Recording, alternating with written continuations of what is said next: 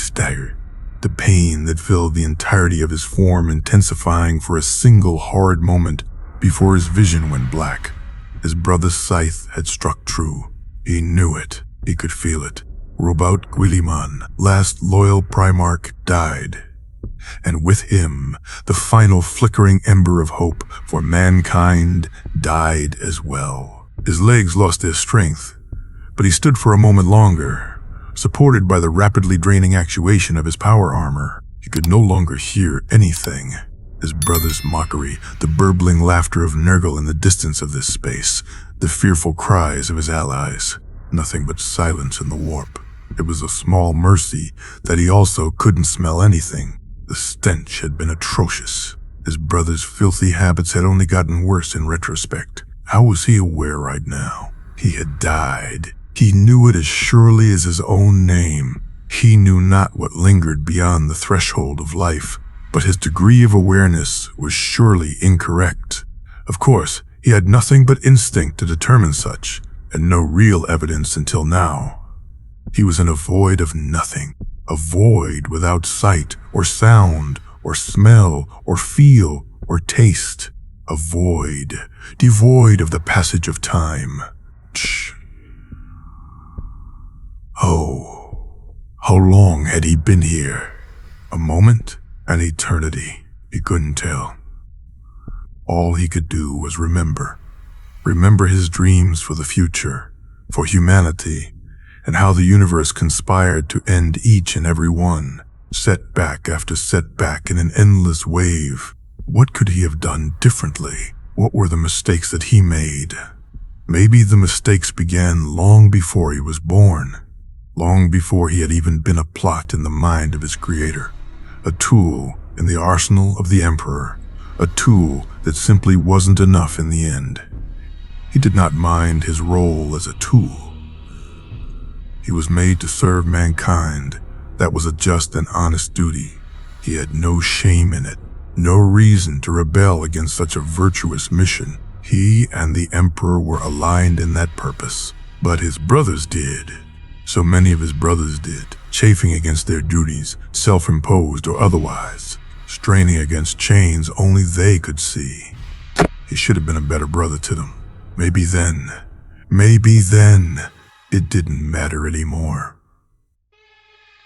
Guilliman was dead, waiting for whatever happened to souls in the feral clutches of the warp, or otherwise, waiting for whatever entity had hold of his essence to start consuming it, waiting for whatever final humiliation he would have to endure. There was a thrum through the senseless void. His focus immediately strained to analyze it, anything to distract him from his regrets. Another thrum pulsed through the void. Awareness of that distant thing he called himself began to return to him. He forced unaware limbs to slowly rouse from their half-dead state. He could begin to feel pinpricks of static wash through his nerves. Another thrum pulsed through the void, and with it came a dark laughter. A chilling feeling creeped up his spine. Hands grasped his shoulders. A breathless mask leaned in close to whisper next to his face, "Godling." The mask chuckled for a moment, mockingly, madly, "Liberate Isha." The void disappeared. He collapsed, face impacting the ground. He grunted in pain as all of his senses were restored all at once, flickers of static swarming within him like 1,000 insects. He planted a hand in the ground, forcing himself up with a groan and determined glare. The first step was to gather information. Forcing himself up, he took in his environment, scanning for danger foremost. Nothing. Merely an empty field of wilderness in the midst of some grand and primordial woodland. It was day, so he couldn't find out what planet he was on that way either. He forced himself entirely to his feet, scanning his surroundings in ready tension. Nothing but ambient woodland greeted him, the rustling of leaves in the wind, distant calls of foreign avians, and the smallest sights of unknown rodents in the branches. No immediate danger. He took stock of himself, was alive. He was alive. His body was hale, His mind felt clear. He was also completely nude. He frowned at the impropriety of it. The one who sent him here surely would have sent his undersuit with him. He ignored the inconvenience of it and turned to. A sword and shield rested on the earth behind him, both of burnt gold auramite alloy, both large enough to overshadow a normal man, both a comfortable tool in his hands, both very familiar to him. His hands reached out for the sword and shield of his creator. A familiar warmth filled him as he grabbed hold of them, a cold and distant warmth, but one that he was aligned with regardless. The one who delivered him here brought his sword with him, and even threw in his father's shield, but failed to give him even a toga? He shook his head at the situation and disregarded it as unimportant. He had to return to armies as soon as possible. There was no telling how much damage would be done in his absence. Taking a deep breath and focusing, he exhaled as he tried to find the general elevation of the region. Water flowed downhill, and where water was found, civilization was sure to follow. That would be his first destination. Finding the downhill angle, he began to jog through the woodland, a giant of 3 meters galloping with naught but weapons to cover his naked body with. He suddenly knew exactly what Russ felt after that one drinking contest. He smiled in spite of his situation at the memory.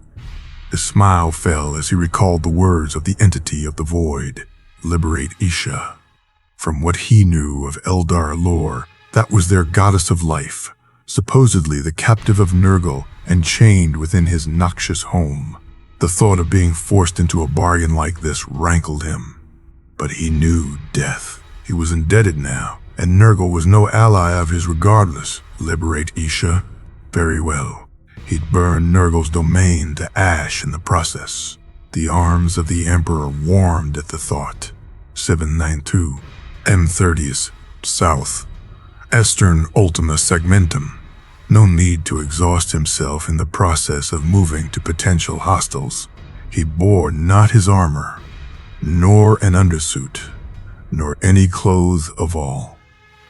His skin was firm, yes, but it was not impossible to puncture with weapons of sufficient force. He was a primarch, not invincible. His greatest weapon was his mind, and information was the ammunition that weapon required. His eyes scanned the vicinity of the woodland as he approached, keeping watch for any signs of civilized life. Disturbed underbrush, footprints, marks carved into bark. The forest was thick here, but not so thick that it would be unmanaged. This was a cultivated forest, underbrush managed in convenient regions and open spaces left for ease of movement. It was a forest suited for game hunting and the occasional foraging, but not timber harvesting. The trees were too disorderly and too old for that. It had been almost half an hour since he awoke on this planet. Many battles could be lost in half an hour, but the Imperium had stood for 10,000 years in the absence of the Emperor or any of his loyal brothers. It would stand for however long it took him to return. The only question was how much more work was he to perform once he returned? How much more was required? How many more steps added to the already sprawling mental list? Too many things to do, only so many trustworthy hands to delegate to. Only so many things he could oversee personally. If he had even one of his brothers, goodness forbid if he had even one of the Dauntless Four at his side, he would not be so grim. The imperial carcass he had to manage had a chance to recover, but it would be far surer a thing if he had able aid. 10 more good men and time. All that he required was that, and his manifold considerations would be far more manageable. His eyes spotted something in the distance, something white and unnatural, against the backdrop of mostly green and brown wilderland. He jogged towards it, slowing in his approach as it became more clear. Gradually, his massive bounding stomps diminished, until he smoothly stomped towards it. He, unlike some of his brothers, had no specific useful mutation or inherited ability. He was merely a primarch, as laughable as the thought would be to most. He was tall and strong. His skin was tough, his flesh was thick, his bones were robust. His senses and mind were keen, his reflexes superb, his immune system efficacious. He did not have the wings of Sanguinius, or the unnatural instincts of Lionel, or regenerative capacity of Vulcan. Guilliman was merely a man brought to its most extreme limits. And a man can only do so much to prevent heavy grooves and imprints in the ground wherever his heavy feet landed in relatively soft earth. He was some 3 meters in height and 600 or so kilograms unburdened. There were limits to what he could stand on. Roads were vital for transportation. Humans invented them long ago for a reason. Civilizations need to build them more often. He grunted and deliberately ignored his memories of Korax, who absolutely could tread over surfaces like this without leaving prints behind. He focused his attention instead on the cream-white object that he had spotted earlier. It was a sign of some sort. A flat plate of a bone cream white held by 2 loose fiber ropes hanging from one of the many trees of the forest. The sign bore an abstracted image in red paint, likely made from clay, from what he could tell of its pigment. The image was a triangle from which extended a central line, the central line being crossed over by 3 gradually shortening perpendicular lines. From the triangle at the top of the sign, 2 half-circles extended like antennae on the head of some arthropod. He considered the sign for a moment. Eventually, he came to a solid conclusion, and a plan formed in his mind. "I don't know what this means," he declared to the open forest, stance loose and relaxed. He couldn't read this, that was true, but he could recognize the material it was made from: wraithbone, a psychoplastic that was created by the Eldar and used for any number of their constructs. If the sign was made of wraithbone, that means either this was a relic being used by some tribal society ignorant of its origin and properties, or it means you don't belong here, outsider. The voice was not heard by physical ears, speaking to his mind instead. It drifted through his psyche, giving the impression of coming from directly behind him, which meant the speaker was likely hidden right in front of him and waiting for a chance to emerge. Following the expectations of the speaker, he turned around to look at the nothing behind him, while keeping his senses sharp for his surroundings. 21, from what he could tell. After a moment of pretending to look for whatever spoke to him, he turned to see figures in a half circle in front of and partially surrounding him, roughly 2.5 meters tall in most cases, clad in the same cream whites of the sign and green-blue leathers, and carrying an array of masterfully crafted but primitive weapons. If the sign was made of wraithbone and not being used by the ignorant, it meant that it was being used by the Eldar. And if it was being used by the Eldar, it meant they were waiting on an opportunity to appear and subtly grandstand to the outsider. They were vain creatures that way. They liked showing off to their lessers. If this world was controlled by Eldar, he needed to rely on them to get back to the Imperium. That was an incredibly poor place to be in, but it was not impossible to accomplish his goals. Step 1 was to appeal to their spirits with the appropriate displays of foolish, dull humanities. He took note of what they called him, outsider, not Monkey, as they typically did. He had to determine a reason for it. Perhaps cultural differences. Perhaps they were trying to emphasize the idea to him. He didn't have enough information yet. "It was not by my will that I am here." He spoke in a different language, the most common dialect of Eldar, something he had specifically studied in his scant free hours at some point. It was something he thought useful to learn, but incredibly difficult to master. Eldar was composed of a single core language and structure, which was varied in grammar depending on innumerable factors including relative position in society, in the galaxy, in time, and probably several others that were unknown to him.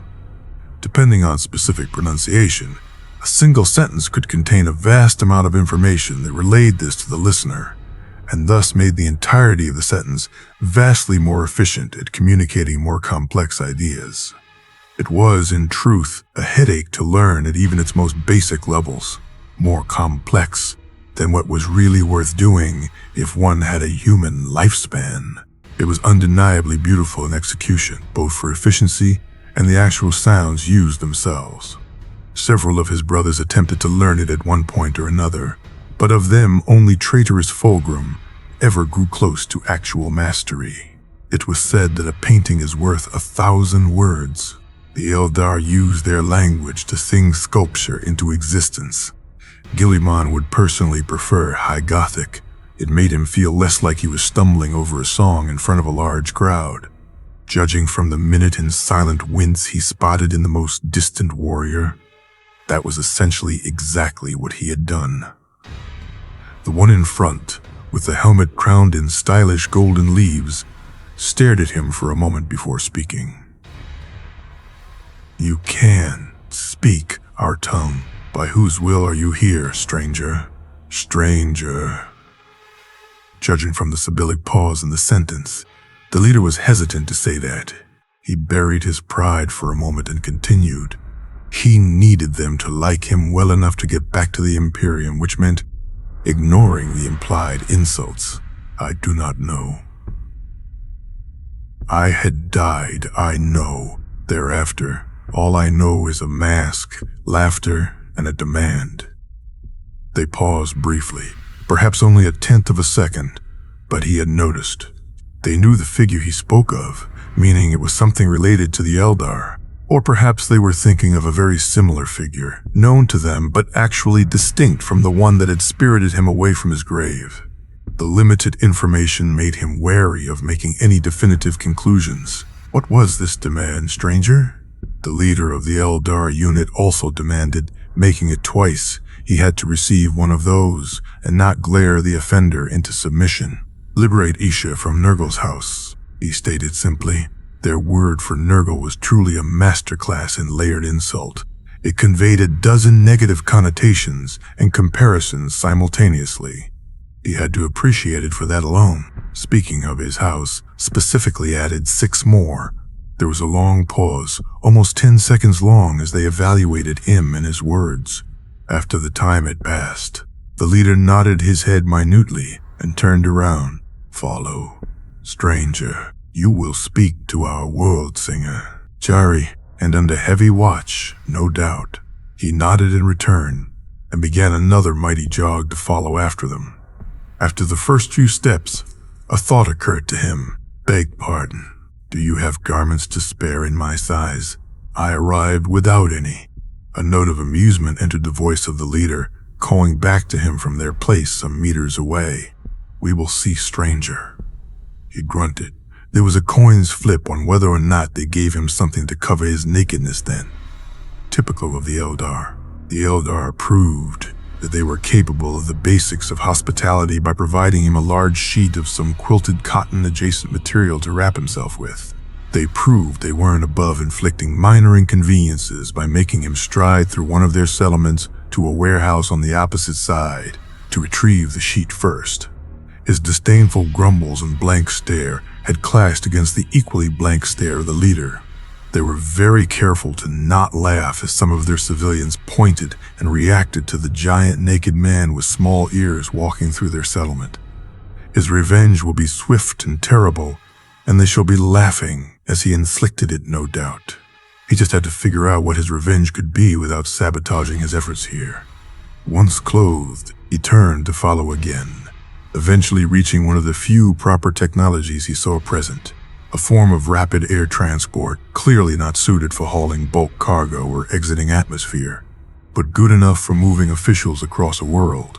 He climbed aboard, followed by 6 of the Eldar that had been watching him. The other 14 boarded 3 more of the small, sleek vessels, and steadily the hovercraft rose into the air and away from the techno-primitive settlement. These Eldar were mostly primitive in their wear and construction, meaning they were likely Exodites, Eldar, that were descended from those that long ago abandoned their grand city to settle garden worlds and live out rural lifestyles. They were similar to the night worlds of humanity in a strange instance of parallel development, difficult to conquer and purge, and often not worth the effort required to do so and keep their planet's ecology intact. Exodites were some of the few Xenos that were sometimes simply passed over during the Great Crusade. if under heavy watch by all surrounding planets and various satellite installations. This was relatively safe to do, as they did not usually leave their planet unless forced to for whatever reason. Only sometimes, of course. Often the danger of having a Xenos-controlled world so deep into Imperium territory was not something that could be risked. Especially the Eldar. Their average soldier. A match for some of humanity's finest warriors. He could name 4 such worlds that were within a year of standard warp travel to Ultramar. Standard warp travel was a ratio of about 1 to 12. 1 day of travel within the warp to 12 days of equivalent time spent traveling outside of it. Of course, the warp being what it often was, this arrival time varied wildly between instantaneous and never. The most commonly accepted true standard for how long it took to travel through the warp, using the galaxy as an amusing standard unit of measure, was between 75 and 300 days for the crew, and 6 to 40 years for the rest of the universe. Dorn, in one of his rare moments of levity, once joked with him that warp travel occurred at the speed of whatever was inconvenient as possible without making them all stop using it. His mood darkened as he remembered reading the report of his brother's disappearance. He pushed the thought away and focused on the task before him. Waiting for the transports to touch down at their destination in the distance, something he could see through the open-air design. This vessel was protected from air resistance by psychic shields then, something he found a tad excessive for a simple unit transport. Still, it was certainly smoothing out the journey. Looking down at the landscape speeding by and making some rough estimates, this simple transport was traveling faster than the vast majority of even the fastest within the Imperium. Still, that was to be expected when you were comparing your people's technology to a species that was millions of years old. Millions of years. If only he had so very long to work with. So much time to put things right. We sincerely apologize for the long travel time. This was one of the only transports available on such short notice, and it's a slower design. The leading Eldar made a show of sincerity in his apology. It was undercut by the fact that Guilliman knew they were just showing off again, as they typically did in their indirect manner. A transport traveling faster than almost anything in the arsenal of humanity, of the same general use. Profile that was considered slow by their standards. How much faster are their truly exceptional designs? That was the thought the Eldar was trying to direct him to. He snorted and responded in the driest manner he could. Indeed, this vessel doesn't even have complimentary snacking and wine. Downright shameful, really. Though I'm sure your other works are up to par. His few non-hostile interactions with Eldars had demonstrated their preference for little spars of wit like this, something he should take advantage of when possible. The Eldar rose to the challenge. Shh. Unfortunately, our wines proved too intoxicating for those not Eldari, and our minor treats far too addictive. Serving them to non-kind was deemed unacceptable many years ago. He shook his head in mock sorrow. The mighty Eldari, incapable of creating treats that the entire galaxy could enjoy. The littlest things are often our worst enemies, are they not? Enjoy, yes. Find satisfaction in anything else afterwards? No, most certainly not. Alas, some labors are beyond even the masters of the galaxy. The Eldar returned his mock sorrow with some of their own. It was only his prior knowledge that told him that they weren't being sincere with it. He was about to respond in kind before the first glances of where they were taking him to started to appear over the horizon. First light greens, then darker shades of the same, trailing down into dark browns as it descended to the ground. A massive tree, perhaps some kilometers high, that most likely served as their effective capital and living fortress. A sight to guard their infinity circuit and host their bound spirit. Most Exodite worlds had something like this, usually a tree or a mountain that loomed over all its peers. Awestruck by our world manse then, I suppose it's rather inspiring for those not used to its splendor. He responded idly. I've seen larger, mostly ones that were under the process of being bombarded by shells from beyond the atmosphere. He restrained the urge to grin triumphantly as he felt the stare of the eldar on his face, searching for a lie and finding none. Another victory for humanity, claimed by his banner. A fantastic tale for improving morale. He'd be sure to relay the story when he returned. The rest of the trip was in relative silence, the craft eventually arriving at a structure built along one of the nigh tectonic branches of the massive flora. He stepped off and moved to the center of the platform, before glancing over to his current guide. The elder leader raised a hand, and a table and chairs were carried in by 5 civilians in well-crafted by mostly unadorned robes. The symbol on their breast looked familiar to him, although he couldn't place where he had seen it before. "Our world singer will be present shortly, stranger. Conduct yourself with all the considerations of hospitality, or we will flay you and mount your entrails along the branches of our forests." The eldar dropped any pretense of civility with the coming arrival of one of their effective royalty. An open threat was honestly refreshing when it came to dealings with the eldar, so he simply set his face into a grim scowl and nodded. "I will not be the one to open hostilities." But he would respond in kind, went unsaid but well understood.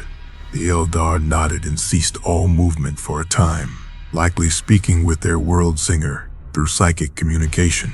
Around him, the guards fanned out in a perfect circle and held salutes. He stood in front of the table, waiting to greet the one that he would have to bargain with to return to his people. A long period elapsed before the elegant doorway into this landing structure opened and another escort of guards poured onto the platform, doubling the size of the total number of eldar warriors present and filling in the gaps in their circle of soldiers around him, all save 2, which stood apart and provided a small opening for one to walk through. They were prepared to strike him down in an instant. Understandable, he supposed. A final 3 figures stepped through the doorway. 2, in less adorned robes and wearing face-concealing veils, they produced forwards with serving trays, marching in unison to either side of the table. He stood in front of and proceeding to load it simultaneously. Tea. And some form of biscuits. It was possible they were poisoned, but to refuse would be an insult. He would evaluate the world singer first. A final figure, clad in robes of green and gold and cream white, stepped forwards through the doorway. A visage mask on its face concealing all features save 2 brightly glowing green eyes, from which curling patterns emerged and trailed across the entire surface of the mask. A wreath of interwoven antlers sat atop its head, and it carried a staff that looked as if it had been grown into shape rather than carved. The figure stepped forwards, eventually entering within the bounds of the circle of guards, who closed ranks behind it and stopping to stand before him. It evaluated him for a moment before speaking. "A strange guest indeed. Sit, if you would." Judging by the voice, the world singer was a male. Guilliman paused in his own evaluations and proceeded to sit, gently setting the sword and shield of the Emperor by his side, ready to take them up, but demonstrating a willingness for diplomacy first. The world singer did the same, sitting down, handing his staff off to one of the servants, and gently removing his mask. The face was unremarkable, looking just about as idealized as any other eldar face to Guilliman's eyes. There were likely many tiny differences between various eldar, but he didn't care enough to learn the more subtle ones. The mask was set off to the side, and a cup of steaming tea was poured for the both of them from the same pot. The eldar sipped first, to show that the drink was not poison to the guest, and then set the cup down. He exhaled slowly as he took the cup up and sipped the smallest amount he could get away with. Hopefully, his enhanced biology would be able to handle any toxin long enough for him to somehow escape, should it come to pass. This act was required to show the guest's trust of the host. "You are most certainly not Eldari, and yet you are similar to nothing else I'm aware of. What are you, stranger?" The world singer began the questioning with something utterly bizarre. He furrowed his brows and looked at the world singer, searching for any hint of mockery only finding idly curiosity and puzzlement. I am Robut Guilliman, Lord Commander of the Imperium of Mankind. Son of the Emperor of Mankind? He answered with befuddlement. Humanity is present at nearly every corner of the galaxy. Is this planet trapped by an endless warp storm, or simply isolationist? No, it isn't. I know no species by the name humanity. He restrained his instinctual response to reel back in baffled astonishment. Instead, his mind began to race for ways to figure out the mystery before him. I've heard your kind refer to mine as Monkey. Is that familiar? Yes, but you are not a monkey. Too tall, too well-spoken, and not nearly enough cravings for sapient flesh. The World Singer responded. All right, that avenue was cut off. Next point of reference was... His brow furrowed, and his features grew grim. How many gods of chaos are there? That would give him a definite point to work with. A rustle of fury rippled through the accumulated, and the World Singer's eyes narrowed at him before he closed them and raised a hand. At once the eldar surrounding them stilled entirely. After a few long moments, the World Singer opened his eyes again and spoke. So then, how long has it been since the birth of the fourth? He spoke with all seriousness. How do you measure time? The World Singer drawled out in turn. He tapped his finger 10 times on the table, once per second. That was 10 seconds. Each minute consists of 60 seconds. Each hour consists of 60 minutes. Each day consists of 24 hours. Each year consists of 365 days. The World Singer took that in and thought about it for a moment. After a long, tense silence, he spoke again. The words crashed into Guilliman like the shell of a naval cannon. It took away his ability to breathe for the briefest moments, suffocating him in arrival. By your people's measure, 42 years. It was the year in which the primarchs were scattered. The year in which he originally landed on Macragge so long ago. He was a little more than 11,300 years in the past.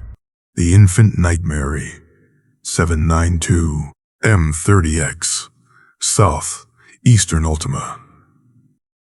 All he managed to do was mutter out his racing and half-formed thoughts as they arrived to him. 11,300 years in the past. He was at the beginning once more. Before the beginning even, this was the year that he and his brothers were scattered from Terra. It would be 6 years before the Sol system was fully pacified and the Great Crusade began. It would be 9 years before his creator found Horus on Chthoniya. It would be 27 years before Rus was discovered on Fenris, and so on and so forth. It would be another 45 years before his past self finally met with the Emperor and Ultramar joined the Imperium. Another 189 years before Alfarius, the last Primarch, was found. 108 before Horus was declared War Master. 213 before Horus reveals himself a traitor at Istvan III. 222 before the siege of Terra. It could be a trick. It would be all too easy for this to be some manner of intricate and pointless deception to feed off some emotions in his soul. He wanted to believe it was true. Desperately he did. But the fact that he wanted to believe made him doubt its authenticity. But if this was a trick by someone who claimed his soul, then it didn't matter what he did or felt at this point, did it? He was already dead and bound in that case. No, if this was a trick, it didn't matter, because he had died already. If this wasn't a trick, and he operated under the assumption that it was, then all he would be doing is wasting precious time. He had time. Time to prepare, to act, to plan, to accumulate and train legions, to fortify and industrialize. More than a century of time to prepare himself and the galaxy for the coming calamities, to ready humanity for the approaching catastrophes. The only thing he could have possibly asked for, and he received it before. He was set upon his course of liberating that eldar goddess out of spite for one of his enemies, one of the ones that played a direct hand in the corruption of his brothers. Now he was going to do so with burning gratitude in his heart and a grin on his face. Fight through the endless armies of a single god of chaos, retrieve a Xenos goddess, and escape from the warp with the screaming souls of endless daemons at his back. A paltry price for the gift he had received. He knew the measure of his enemy, and they knew naught of him. Their defeat was already a foregone conclusion. All he had to do was use this time wisely. The world singer saw his astonishment and eventually called for a break in their meeting. A room was provided to him, and he had yet to sleep in it. All he could do was stare into the horizon as his mind raced. A pen, and something to write on. He all but demanded those two things in his haze of racing ideas and plans. Steps for optimal outcomes considered, compared, discarded, and adapted as he thought of them. He did not touch the food or drink they provided. Too busy with recording notes and drawing up scratchy maps in his haste to jot his considerations down on something physical. He lost himself in that haze of writing and note-taking, eventually the limits of his body catching up to him as he fell back into the arms of the chair he had been provided with. He exhaled mightily and stared at what he had wrought. 3 piles of stacked notes, each a meter in height and carefully organized according to the best he could manage in his delirium of planning. Each one a tiny obelisk for his daring hopes. Each one. His stomach growled at him, demanding sustenance.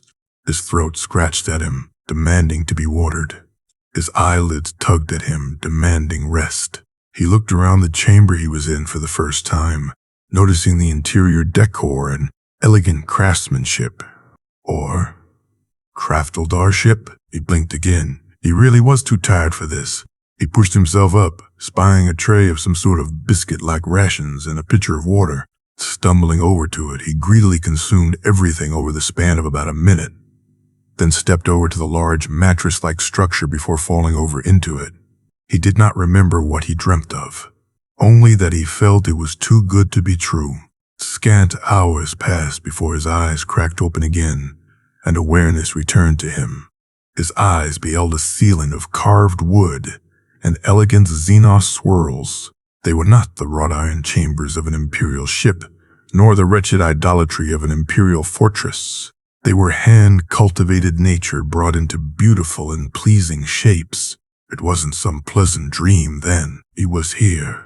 Or perhaps this was one of those bizarrely lengthy dreams in which you woke up multiple times.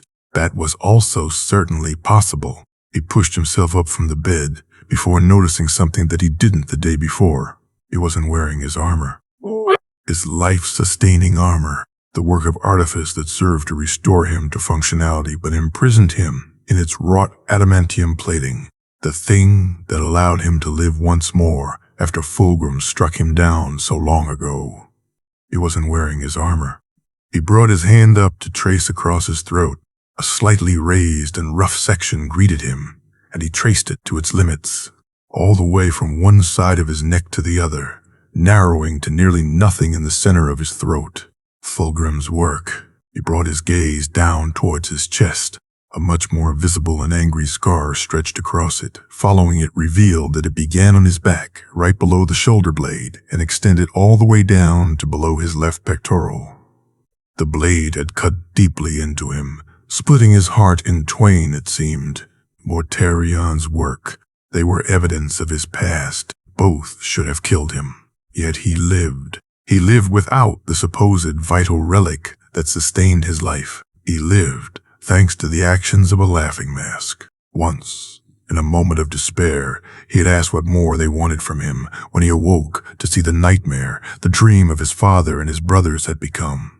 He did not feel the need to ask it this time, because this time he knew that they didn't know what they wanted from him, but he knew what he was going to give them.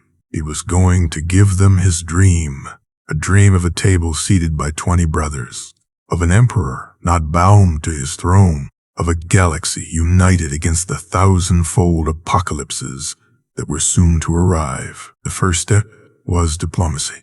He rose from the bed fully, readjusted the sheet they gave to him as an improvised skirt, and took up his father's arms. Walking over to the table, he sorted through them until he found the correct documents and took them under his arm. He marched to the doorway and opened it gently, coming chest to face with an eldar servant. He took a few moments to apologize and asked to meet with the world singer again. The eldar maid took a few moments to righten herself and rapidly flee the vicinity. The nearby eldar guard took a few moments to haughtily chuckle at him. All in all, about what he was expecting. Your return from your Vol spell, then. The world singer spoke dryly as one of his attendants poured 2 more cups of tea. Following the ceremony again, he drank first, demonstrating the cup was not poisoned, and then set it down politely. Guilliman took a slightly larger drink this time, demonstrating a willingness to put trust in his host, something that was met with a keen stare. He paused for a moment before asking a question to get it out of the way. Ball spell. Not familiar with our pantheon, then? I know of Isha and Kane. He admitted ignorance in the subject. He didn't have any particular pride in how much he did and did not know about Eldar religion. The world singer nodded before explaining in a tautological manner. You know very little, then. Vol is our patron of artifice. To lose oneself entirely within your work is a Vol spell. It's known to occur at times. He nodded and filed the information away before continuing with his original line of thought. I apologize for it, interrupting our conversation then. How far back in the current of time have you slipped? Guilliman paused and then sighed. I suppose it was rather obvious. It's known to occur at times. The world singer said again. This time his voice was tinged in amusement. So long then. Decades. A few centuries? 11,300 years. There was a lengthy silence. The world singer stared at him for seconds before slowly inhaling and exhaling, closing his eyes and furrowing his brow. It was the first expression Guilliman had seen him make. Slowly he reached for his tea, raised it to his lips, and drained it completely.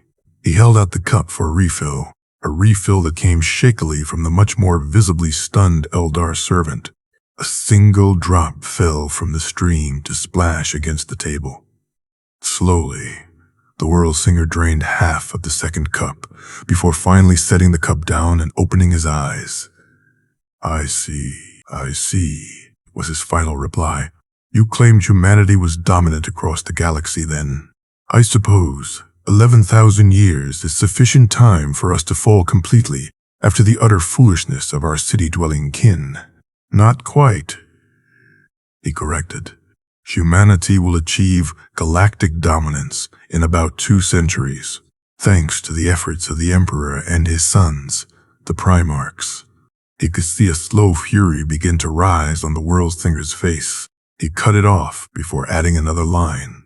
Then, about 20 years after our height, chaos will turn half of us against each other. Civil war will erupt, and 11,000 years of suffering and endless war will burn across the galaxy. I will be revived from crippling stasis at the turn of the 41st millennium and valiantly fail to make things right. Then I will feel hands on my soul, hear laughter in my ears, and see a silver mask. It will give me a mission, and I will wake up on this planet in the exact year of my birth. Save Isha. The figure commanded of you. He likely heard from his warriors already. Save her from the depths of Nurgle's house. He nodded grimly. The world singer took time to steady himself and consider the tale. After some time, he turned his attention back towards the last loyal primarch. Show me. Let him into his mind was the real demand. He was hesitant to do so, but he was more hesitant to waste even a moment of preparation on things like doubt and fear. He needed to be ready for the future as soon as he could, and in order to be ready, he needed the aid of these Eldar. It was not optional in any plans he could create from his current point, so instead he nodded, closed his eyes, and bowed his head towards the Eldar. A finger pressed against his scalp. A presence approached the fortress of his mind, and with hospitality he greeted it with gates opened. It strode into his mind, passing everything until it reached the mental library that formed his memories. Many moments passed. The presence began to sift through his memories. Guilliman had no shame worth hiding if it meant the same future would come to pass.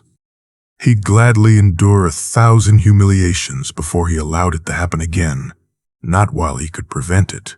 He did nothing to interfere with the World Singer's work, nothing but wait. Eventually, the presence withdrew. The finger retreated from his scalp, and Guilliman opened his eyes.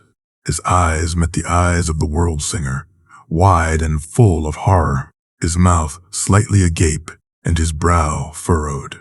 Guilliman set his features into an expression of grim empathy and slowly nodded. Eventually, the World Singer spoke, waving a hand and snarling a demand at a nearby guard. "Find our king. Tell him to return from the survey as soon as he can. Do not return unless he's with you." The guard snapped into an immediate salute and raced out of the chamber. The World Singer clenched a fist and set it on the table, shoulders shaking minutely in a combination of fury and despair. A minute or so passed before he regained his composure once more and settled himself with steady breathing.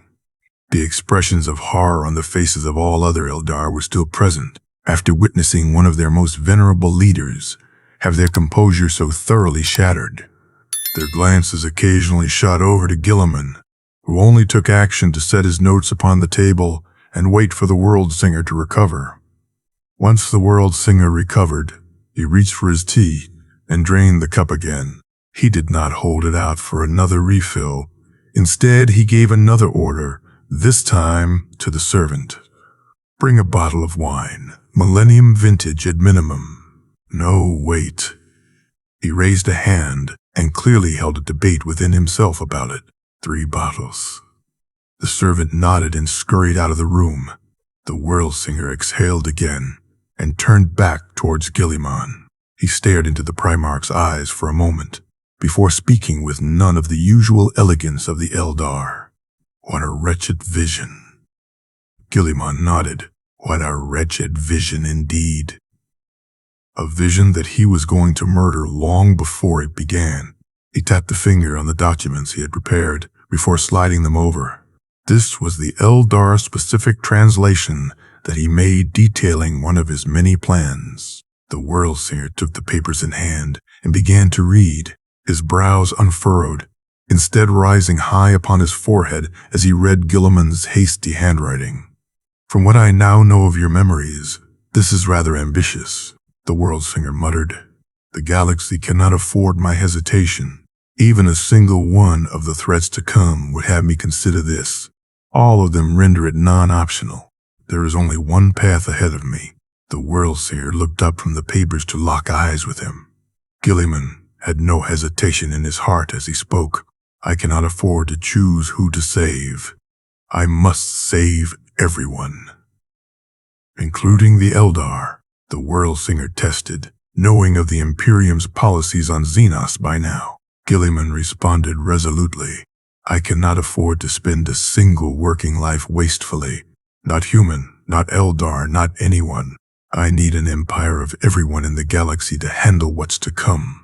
And when the Imperium of Man demands the head of all non-humans in your empire?" Page 4. The World Singer flipped to the page and read through it. After a moment, he nodded and set the paper down. "You swear to rescue Lady Isha?" "I owe this opportunity to that figure in the void. Her rescue is a paltry price to pay in exchange for it. I swear on my life that she will be set free." The World Singer hummed in consideration.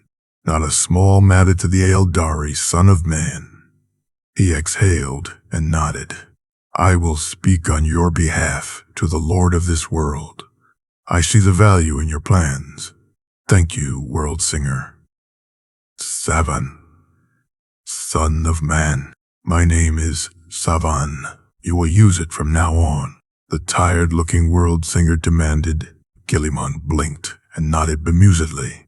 "Thank you, Savan. Thank me when our future is secured, son of man." He had been escorted back to his guest chambers after the conversation with Savan had ended, waiting for their apparent king to return and for the world singer to speak with him.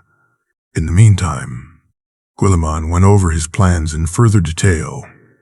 Redrafting over and over again was a vital habit to cultivate, as all plans could be improved upon. Perfect was a waste of time to pursue. The amount of effort expended to have a single perfect plan might instead be used to create a good enough plan for the current problem, and then good enough plans for the next 3 problems to come. The best plan was good enough to be serviceable, while flexible enough to adapt later on as the situation demanded. At the present moment, all he had was time to expend on reviews, and it would be time he would use well. Inefficiencies and irregularities in his timetables were marked, considered, and resolved. Factors were brought back into his awareness, given a second look, and then adjusted. Maps of the galaxy were filled out in greater detail as more and more memories came to him. Critical steps in his plans were underlined, then ranked in order of importance. Issues were sorted into categories of can resolve and can't resolve. Then, once he had gone over his entire stack of notes, he moved on to making a new set of notes. This time specifically for others to read and use. The beginnings of a book that would allow him to delegate more of his work to other people, containing everything he knew of planetary development and management in the general sense. It couldn't be too specific, of course, but if he could make it good enough, then he could conquer more worlds in a shorter period of time and have them all brought up to an acceptable level of quality. Precious time to perfect singular worlds could be used to bring 3 into the fold. He would need as many resources as possible, as soon as possible. That meant he had to prepare things like this tome. If he could delegate work to trustworthy individuals and ensure they had a solid guide on how to develop their world, that freed him up to conquer more. It was the exact situation that his creator was likely in, he realized belatedly. He wasn't sure what he would call it yet, but he was thinking Codex Administratum. It was a working title at least. He grunted and pushed that time. Fulgrim called his naming sense terrible out of his thoughts. Eventually, there came a knock at the door. He turned to face the individual at the door. A series of maids and guards entered the room. The maids were carrying various bundles. The lead maid had her hair tied into a bun and spoke to him with a flat but polite tone of voice. "Rise if you would, guest. You must be properly washed and clothed before greeting the Dragon Lord." He glanced down at his body, only covered in a towel. Then he raised an arm and sniffed. "Ah," he answered, standing up from his chair.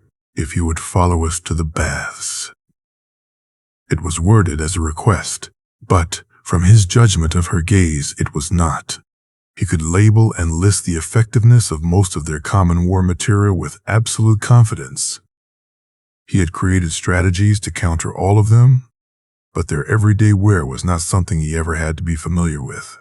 In truth, he still didn't see much of a need.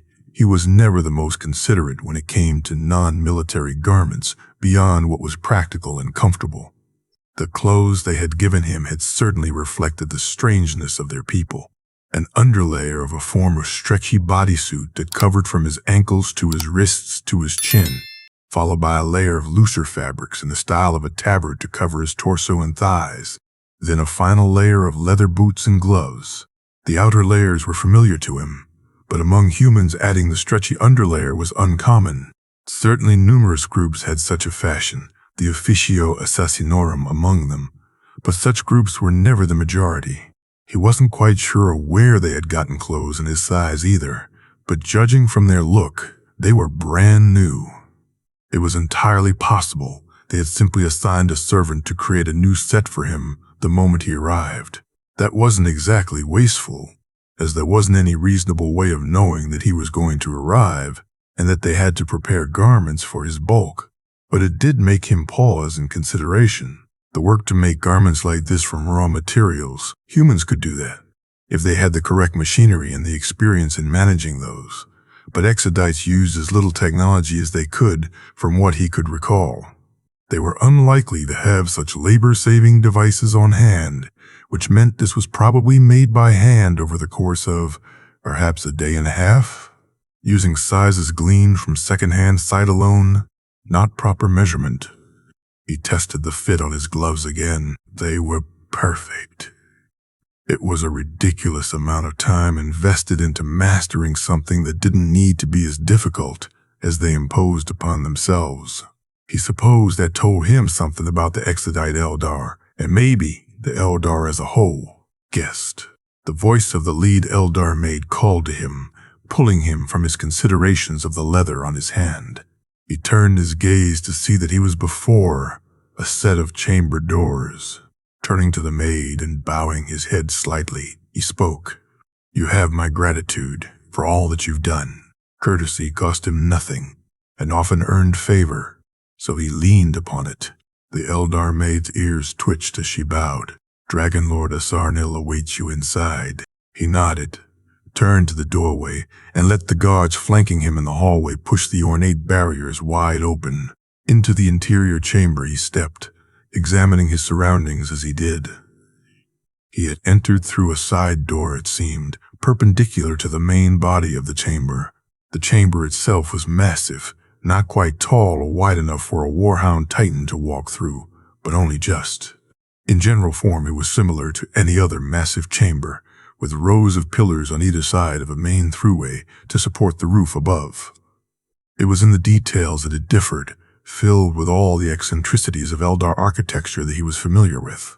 The columns were curved and branched off at regular intervals, looking more similar to living bone than any type of traditional construction, and the walkways above his head had similarly organic rails that blended seamlessly with the path they were attached to. The floor of the chamber was a slowly sloping affair, with a few dozen steps that descended into a perfectly circular basin at the center of the intersecting chamber sections. It was in these organic walls that thousands of reliefs were carved, showing off hundreds, if not thousands, of pictographic stories that blended into each other seamlessly as one's eyes trailed along them. The figures shown were constantly recurring, a core cast of individuals that acted out some grand play in the living walls of the chamber. In front of some of these reliefs, and from the edges of the balconies and walkways above his head, dozens of banners hung down and swayed slightly in a breeze that trailed in from the open face on the farthest wall. Each banner covered in yet more pictographic stories, each one a different cast of characters acting out different tales as the eye trailed from the tops of the banners down to their conclusions at the bottom. At the end of the chamber, directly below the open wall that led to the outside world, a series of statues were arrayed in a semicircle surrounding a central podium at lowest and most central point. 10 larger statues. Then a second circle closer to the center filled with much smaller statues, of which there were 50. He recognized one of the larger statues, but the rest were unfamiliar to him. He had been in enough churches to recognize yet another one. His steps echoed audibly through the chamber, designed as it was to carry sound, and towards the central podium. A figure stood there, surrounded by rows of more Eldar soldiers.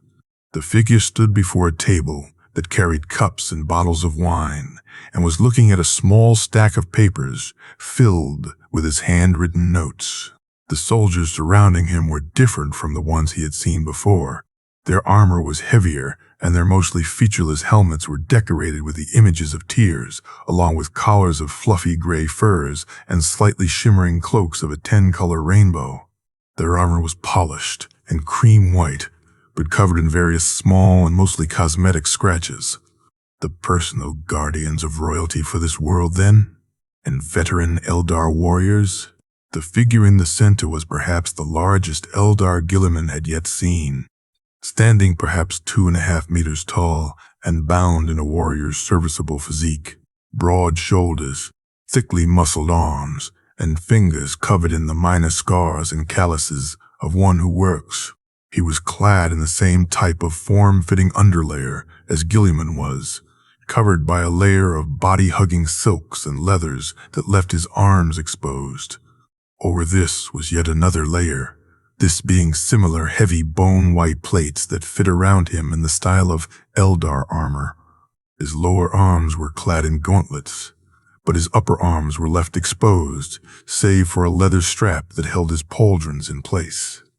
Over these pauldrons, bound by its own bone-white clasp, was the hide of some massive emerald lizard, the head of which rested on his right shoulder and the ends of which hung down to brush against the floor. The central figure raised his head from the papers, revealing yet another idealized face that Guilliman could scarcely tell apart from any other Eldars, save that this one had dark brown hair and amber brown eyes.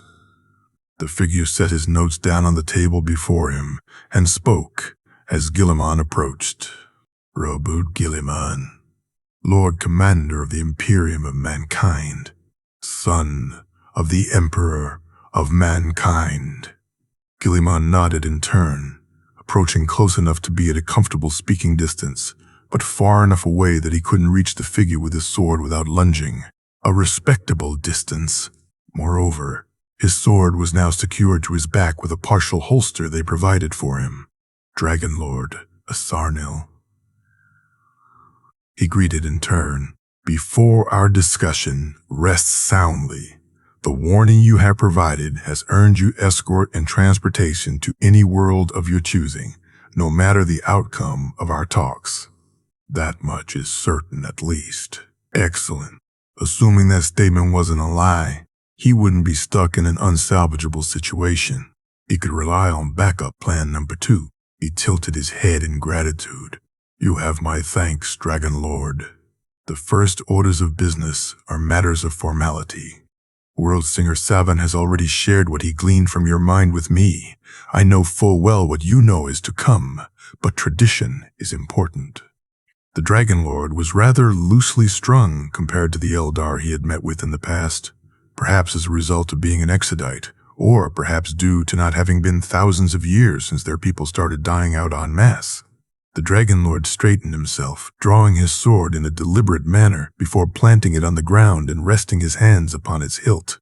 Now in a practiced pose he spoke in a more imperious tone. Godling, Prince of Humanity, born of Terra, you stand before the Dragon Lord of Charnak, Exodus world of the Eldari, masters of the galaxy. Why have you come onto this place, these halls, this world? He didn't know the correct formalities to observe. With no real alternative course of action, he went with his instinct. I have come by the bidding of a laughing mask, by the bidding of my duty, and by the impetus of a dire vision of the future to come. I have to seek allies in the wars to come. Wars of conquest, wars against traitors, wars against chaos, wars against death. I have come to defy destined defeat. A momentary pause as the room thrummed with momentary power. Sigils across the chamber seemed to briefly glow with some hidden power, but they were gone before he could be sure. The Dragon Lord continued, face obscured in shadows by the light cast behind his head.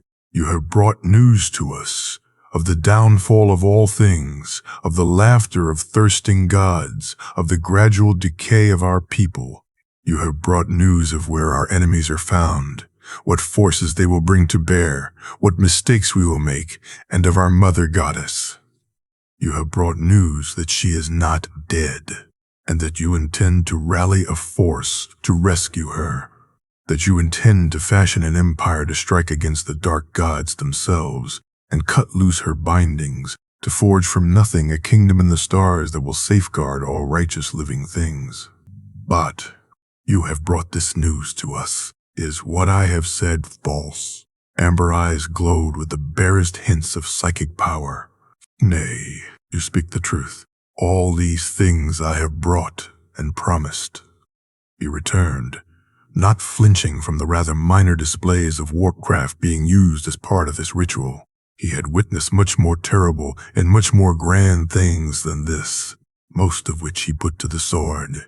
Then swear it here, son of man.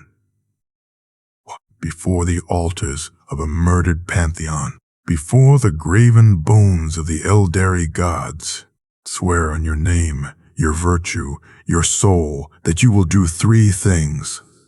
Swear that you will never be a friend to chaos, that you will not willingly betray the still righteous Eldari, that you will liberate Goddess Isha from her captor. Swear this with our corpse gods as witnesses, and you will have what you seek from Charnak. All of that was more than acceptable terms to him. After all, he intended to do all of them already. He supposed what the Dragon Lord said was true. This was just a formality. He slowly drew his father's sword and raised it above his head. He focused his will on it and felt the cold warmth once more. The blade warmed for a moment before golden-white flames erupted and sheathed it in rolling psychic fires. The shadows of the room recoiled as the light washed over them, the hateful spirit of his father's blade banishing them in an instant, forcing them to crowd in places beyond its sight. The flame bright enough to drown out the light of the outside world, a second sun in the midst of the chamber. I am Guilliman, 13th and final son of my father, Emperor of mankind. On my name I do swear. On my virtues and the virtues of my people I do swear. On my soul I do swear. I will never be a friend to chaos. I will not betray the righteous Eldari by word or deed. I will free Goddess Isha from her captivity. His brow furrowed, and his face set itself into a determined frown. He had to add another line, a closer. It felt right. I will be the slayer of evil. He refused to let that future come to pass, not while he had strength in his sword arm. After a moment, he let the sword drop to be shoulder height, and with it the flames dimmed slightly. The Dragon Lord raised his sword to point at him, and he raised his father's in turn. The blades crossed over between the two of them, and the Dragon Lord spoke. Your oaths have been heard, slayer of evil. Then you have what you seek. On behalf of Charnak, Exodus world of the Eldari, I name you our eternal ally.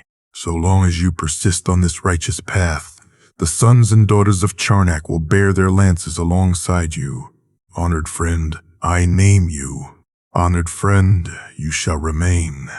I swear this on my name, Asarnil. I swear this on my and my people's virtues. I swear this on my soul.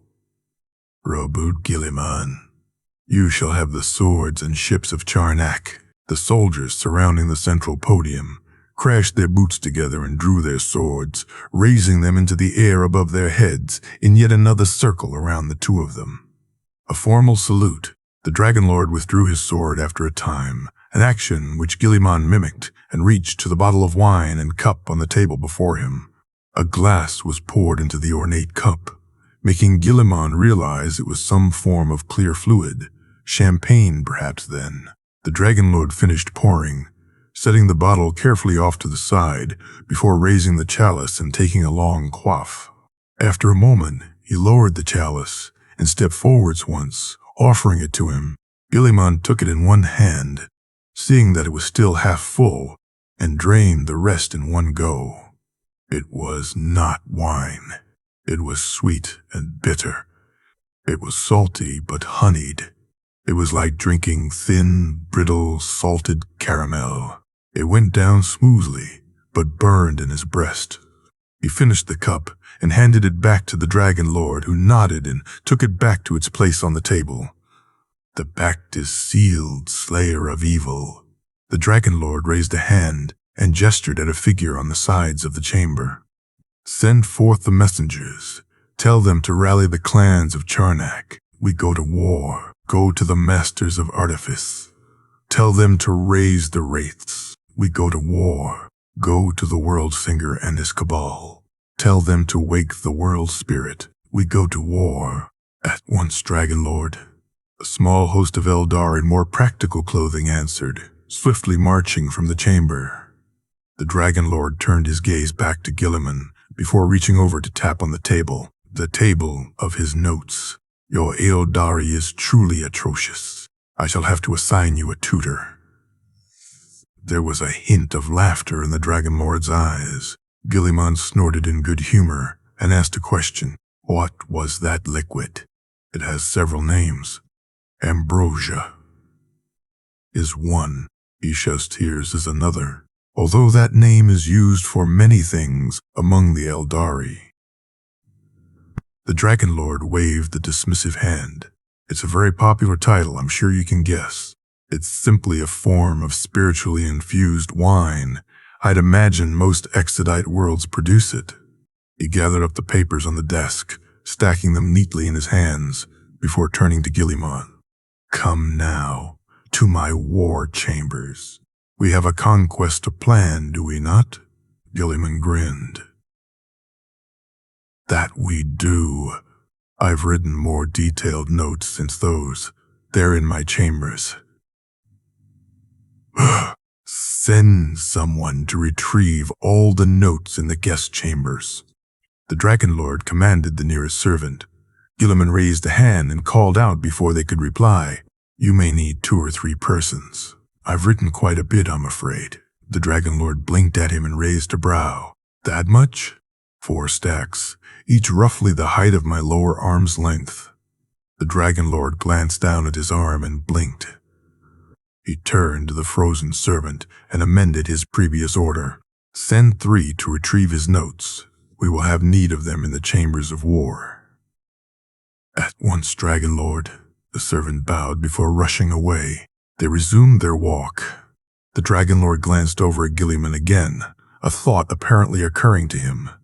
I shall have to clad you in finer than that as well. You can hardly be a peer ally in mere clothes. Armor is my preference, if you can spare the smiths for such. The Dragon Lord scoffed and rolled his eyes. If I can spare the smiths, he says, I'm the Dragon Lord. I have thousands of smiths at my disposal.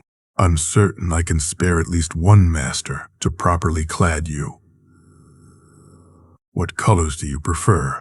Blue, white, and gold. Isha, Laliath, and Ashurian then. Your sword arm is your right arm, correct? Guilliman raised a brow at this onslaught of questions and declarations. It is. Then that shall be red, the color of Kaine. We have many wars to fight. You will need a sword arm like his. If you think it will aid us, I'm more than happy to accept. Tell me, you mentioned ships. What are their capabilities and how many do you have? We have not yet reached the war chambers, slayer of evil. Have patience. Guilliman grunted, but relented. He was willing to allow this. After all, he had time. The knowledge almost made him giddy. Forgotten familiarity. 792. Murdi. Southeastern Ultima Segmentum. Exodite. World Charnak. Robout Guilliman. Lord Commander of the Imperium and Imperial Regent. Once all things had been considered, their initial estimates for how long it would take to fully ready the forces of Charnak for conquest was 1 Charnak cycle, or about 10 Terran months. That time was required to call the various banners of the clans of Charnak, get them organized, get them back into a practiced war readiness, and gather sufficient war material for a campaign estimated to last 10 years in its earliest stages. Their fleet had to be retrieved from storage, brought up to ready standards again, and filled with said war material. Their fleet had to be retrieved. Their support staff had to be given refreshing courses on how to man said vehicles and what stratagems to use. Their hulls had to be filled with resupplies and spares, and all the raw material needed to make more critical repairs. Their psyches had to find appropriate souls within their world spirit to pluck out and transpose within their relatively small legion of wraiths, wraith lords, and, to his delight, a single wraith knight. Then the spirits had to be brought up to date on the current situation, and all of them armed with the appropriate weapons of wraithbone. Then the world spirit itself had to be awoken to its fullest extent to defend the world while they were gone. Bonezingers, a manner of artificer, themselves had to start their songs to conjure fresh material from the warp, carefully and behind chambers of presence, hiding seals, lest the fourth find them through their music. That, in addition to the creation of what he now knew as standard-level armor and weapons, which the Exodites typically refrained from using or producing. The dragons of the Exodites, a collection of various large, warm-blooded lizard species that the Eldar cultivated specifically for their wildness and power, had to be tamed and trained, then integrated into the training routines of the various banners and made use to the presence of various other dragons. It took him quite some time to wrap his head around it all. Not because any of it was difficult to understand, but because he had forgotten that war readiness was not something civilizations did by default. The last time he had to bring entire armies and fleets into war-ready states after they were set aside for peace was before the Emperor. Before arriving on Macragge and calling him to crusade for humanity's future, there was never a time after in which armies could be afforded to retire. That was always something that had to be put off, something that had to be reserved for the next decade, something that could never be afforded. There was always another enemy that had to be fought, another rebellion to put down, another problem that required more soldiers and more problems in the future that would require him to recruit more soldiers and get them trained, so that a decade later he could have enough to replace attritional losses. All other troops they could call upon for immediate military action were rapidly recruited militia called forth from their various martial civilians, their hunters and herders, their seers and shamans, their workers. The bulk of their defense was in the fact that their world spirit protected their souls from Slaanesh and allowed them to fight as Eldar used to in their golden years, each one a master of both sword and psychic might. The Dragon Knights were the bulk of their immediate military power and expected to hold the lines long enough for their war machines and stasis to be quickly brought to bear. It was. He couldn't dismiss it as immediately foolish. It clearly worked to some extent for their people. Many had survived well into the next millennium, but it was certainly bizarre to look at their surveys and estimations of their own abilities, having hard numbers and projected force potential to evaluate. It made him feel a bizarre sense of nostalgia. A single planet of soldiers, a single fleet of 10 ships, a single population to work with, and a kaleidoscopic map of the galaxy and all the regional powers he could remember, and the Exodites of Charnak had records of. There was something he was noticing as a potential problem, however. You have no infantry.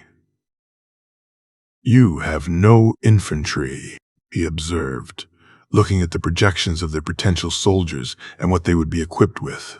The Dragon Lord looked up from the table and replied with a question. Infantry, foot soldiers, forming a defensive wall that keeps targets in place long enough for your other soldiers to encircle or fire upon. He explained, then tapped at the papers on the left side. The Dragon Lord nodded in understanding. Such roles are heavy in casualty. Wraiths typically bear the brunt of such duties. The dead cannot die twice. Guilliman stared at him for a moment, then moved a paper aside to look at how many wraiths they could be expected to field. The wraith constructs of the Eldar were a product of their psychic nature and culture. In death, the Eldar soul could be captured and then brought to their infinity circuit, a form of reservoir and generator of psychic power that fueled much of their way of life. From this infinity circuit, a soul could be retrieved, interred into an item known as a soul stone, and then loaded into a construct made from the psychically active wraithbone. These constructs required guidance from the living, as they were only in a state of partial awareness on their own, but they were formidable weapons of war nevertheless. The problem, of course, was the supplies of soulstone. They were native to the Eldar homeworlds. Said homeworlds were consumed by the birth of Slaanesh, and now drowning in demonic forces. Retrieving any more would require strike teams he didn't have, or armies he didn't have. They had 16 soulstones on Charnak, and were planning on fielding 10 Wraithguard, the smallest form of construct, about 3 meters in height, 5 Wraithlords, the mid-sized construct, about 6 or 7 meters in height, and a single Wraith Knight, the largest, standing between 13 and 14 meters in height. He did not know why the largest was a Wraith Knight, and not a Wraith Lord. That seemed strange. He had been planning on recommending they be deployed as breakthrough units to shatter particularly well-fortified positions with their armor and firepower. That was what such units were typically used for in the Imperium, in his legions, dreadnoughts and Imperial Knights to march through rains of firepower, while dedicated strike teams or infantry followed in their wake. 16 warriors was not enough for an infantry unit. Moreover, that was one infantry unit, not the several he had been expecting them to field. He supposed they would start doing so in the future as their capacity to wage their specific types of favored war dwindled, but this was before the full swing of conflicts truly began. 16 is not enough to serve as infantry. The Dragon Lord replied with a sharp look on his face. This is an offensive campaign. All soldiers who die beyond the reach of our world's spirit will have their souls devoured by the Fourth, not returned to our world circuit. You asked me to put their immortal souls at stake here. That was the difference then. Offensive campaigns for the Exodites were inherently more risky. They didn't have the protections that the craft worlds of Dark Eldar would have in times to come. He had only fought against them while they were defenders before. Still, he grunted in slight frustration. I will have to fight there then. His preferred position was somewhere he could observe the entire battlefield and clearly communicate orders. Though he supposed this wasn't his army, he was just advising them until the conquest of a few human worlds had been carried out. The Dragon Lord leaned back and frowned. If you fall, this entire plan is for naught. It relies on you being able to negotiate with your Lord Father. Casti, I will simply not fall then. You do not have enough forces there to serve as an adequate bulwark. You have cavalry, fire support, breakthrough, psychers, and scouts plenty, but not an adequate anvil to force the enemy upon. He declared with certainty. It was a necessary role to fill in any appropriate army. One vital for pinning enemies in one place long enough for artillery to rain down on them. The Dragon Lord stared for a moment longer, slowly drinking from a cup of wine, before setting it down and replying, You will need to be tested. He raised an imperious eyebrow at the Dragon Lord. Tested? He spoke in an unimpressed manner. For me to feel confident in your ability to survive in such a place. If you fall, everything here is for naught, and I'll have betrayed my oath to you. I must be certain you are capable of surviving that burden before I can allow you to risk your life like that. Must be certain you stay. He almost felt offended by the notion. I have survived more than 500 years on the front lines of tens of thousands of battles. I am certain I am more than capable of judging my abilities. He drawled out in an annoyed manner, letting his anger slip somewhat. Indulge me, if you would, slayer of evil. We strive to be as thorough and careful as possible in our warfare. A simple melee against my stormcloaks is all I ask.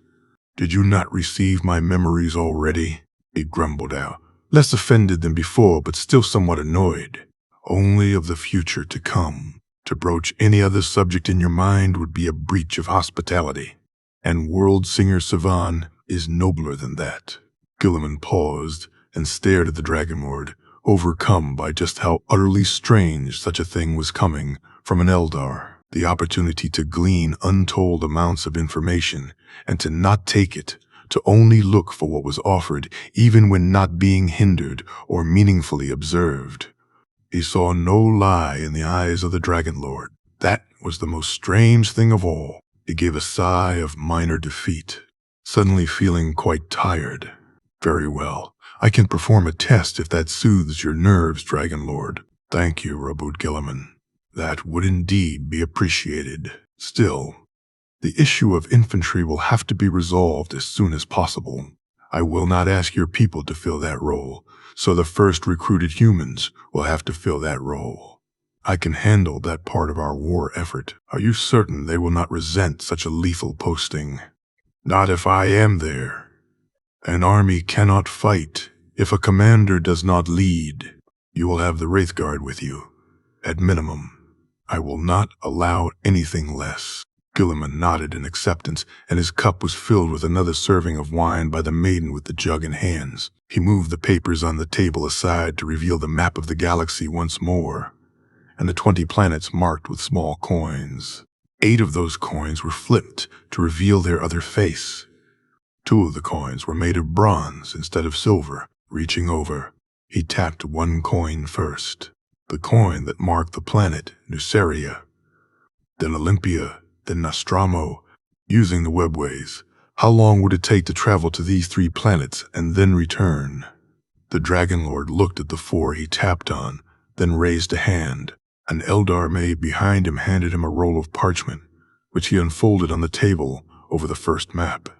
On it was a network of arteries, psychic roadways in truth, that formed the network of rapid and consistent transportation that the eldar used.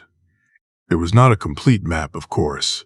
As far as he was aware, no eldar alive had a full map of the labyrinthine dimension, but it was a map of the most common ways known to the Exodites of Charnak.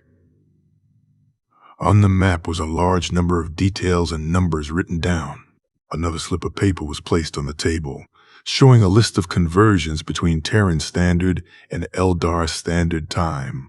"Thank you," he spoke, taking up the conversion table and looking between it and the figures on the map. He paused after converting the first time, staring at the 2 papers. He mentally ran the numbers again, then again, then again. "This is accurate." "You swear that this is accurate?" He brandished the paper at the Dragon Lord, who raised a brow at him. The Dragon Lord leaned forwards to read the conversions again, then the map on the table before Guilliman. After a moment, he nodded and leaned back. "As far as I'm aware, yes." Guilliman exhaled slowly and returned his gaze to the map of the webways, suddenly understanding exactly why his father had entrusted the crusade to his sons and retreated into Terra. Something he had only learned the reasons for after assuming the mantle of Lord Commander of the Imperium, to gain access to the webways of the Eldar. He looked at the map and the numbers on them. A round trip to all 3 planets and back was only a Terran year through their known channels. Most of that was traveling through the void once the webway was exited. Traveling through the warp might take anywhere from a decade to a century to reach all 3 planets and return. "Dragon Lord, I must redraft my plans," he simply declared. Asarnil blinked, then tilted his head to look at the stack of papers on the side of the table. The 4 one-meter-high stacks. "All of them?" "Yes." He recorded another note on the sheet before him, before moving the now-filled paper to the side and moving to a fresh sheet. He was seated before a new table, this one place on a balcony, lower on the world. Free, and overlooking a training field. In the training field, the first batch of recruits were slowly going through the motions of refamiliarizing themselves with the motions of making and breaking camps. They had just finished some hours of more standard drills, and while they were hardly the most skillful warriors he had ever witnessed, they were probably the most skillful fresh recruits he had ever witnessed. Probably evidence of this not being their actual first recruiting, but rather a period of returning to the habits of war. He was not currently working on his general plans for the galaxy at large, nor his Codex Administratum, but a specialty codex planned to be given to the Exodites as soon as he was finished. It was hardly going to be perfect as a first draft, but he intended on refining it as time progressed, and he grew more familiar with fighting alongside Eldar troops. The best way to start was to familiarize himself with their manner of training and equipment. Procurement first, and then work from there. It was hardly more than a scattering of notes across 11 or so pages. He only had 1 day of observation thus far, but it was going to be vital moving forwards. You cannot plan around an asset you don't understand. You don't understand. Once he understood their limits more personally, he could begin to strategize with them. Not having dedicated infantry had been surprising to him, and it was something to avoid in the future. The warriors currently practicing in the fields before him were snipers of Exodite variants. clad in leathers and scales, wielding the tall and powerful guns common to the Eldar, and mostly composed of former hunters.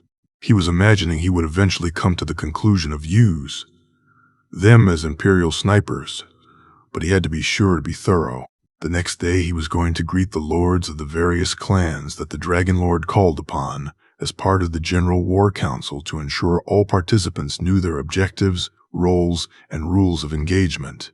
After this, the spar with the Stormcloaks at Asernil's request to prove that he was capable of defending himself in melee. He refrained from rolling his eyes at the thought. He was Robout Guilliman.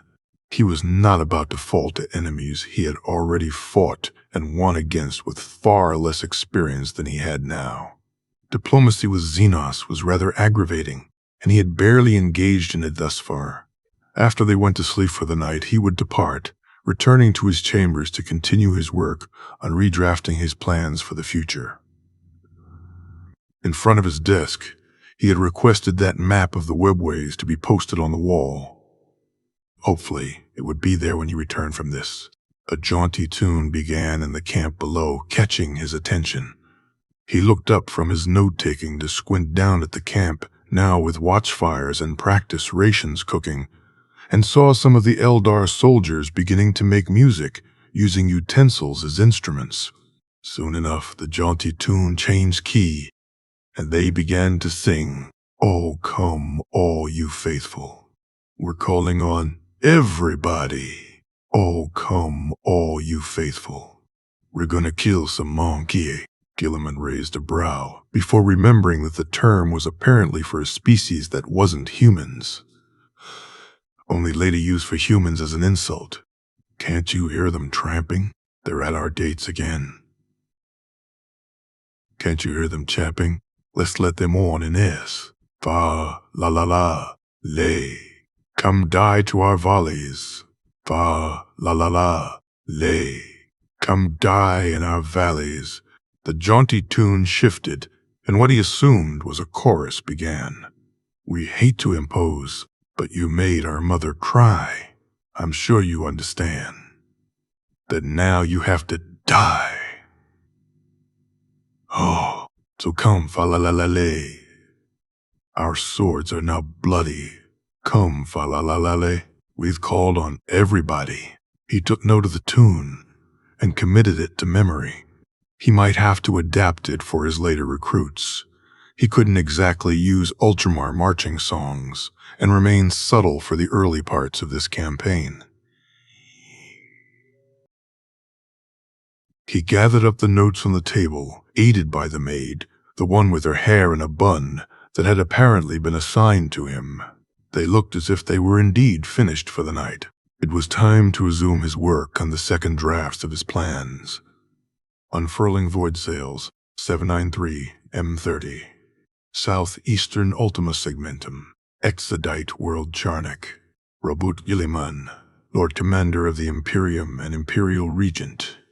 The ships of the Eldar were queer things, unlike the vessels of the Imperium that he was used to commanding, whereas the Imperium vessels relied on armor in order to get into an advantageous position and fire long enough for the enemy to fall. Eldar ships relied on mobility. This in itself was not particularly strange. That was merely another type of combat doctrine, and more than easy enough to comprehend. The strangeness of the Eldar ships was that they had sails, like sails to catch the winds in an atmosphere, but scaled to massive sizes and mounted on the exteriors of starships of all things. Not thrusters as the Imperium vessels used, sails. Those sails were more effective when pointed away from a star, leading many in the Mechanicus to theorize that they somehow managed to make use of solar winds. That theory was only barely supported, as there were no calculations that made the figures work. The rest of the figures were typically hand-waved with the explanation of xeno-warpcraft. That was a particularly unsatisfying answer to some, but perfectly adequate to others. And yet the Eldar had sails on their ships, and those sails made them accelerate faster when traveling in the direction of solar winds. He had been slightly intrigued by the exact mechanics of such, and on whim he idly asked, To his astonishment, he had received an answer from a bemused eldar foreman of some variation of gravity. Their ships used anti-gravity technology to push away from local sources of that universal pressure. Their ships sailed on gravity like it was wind, using its pull to push away instead.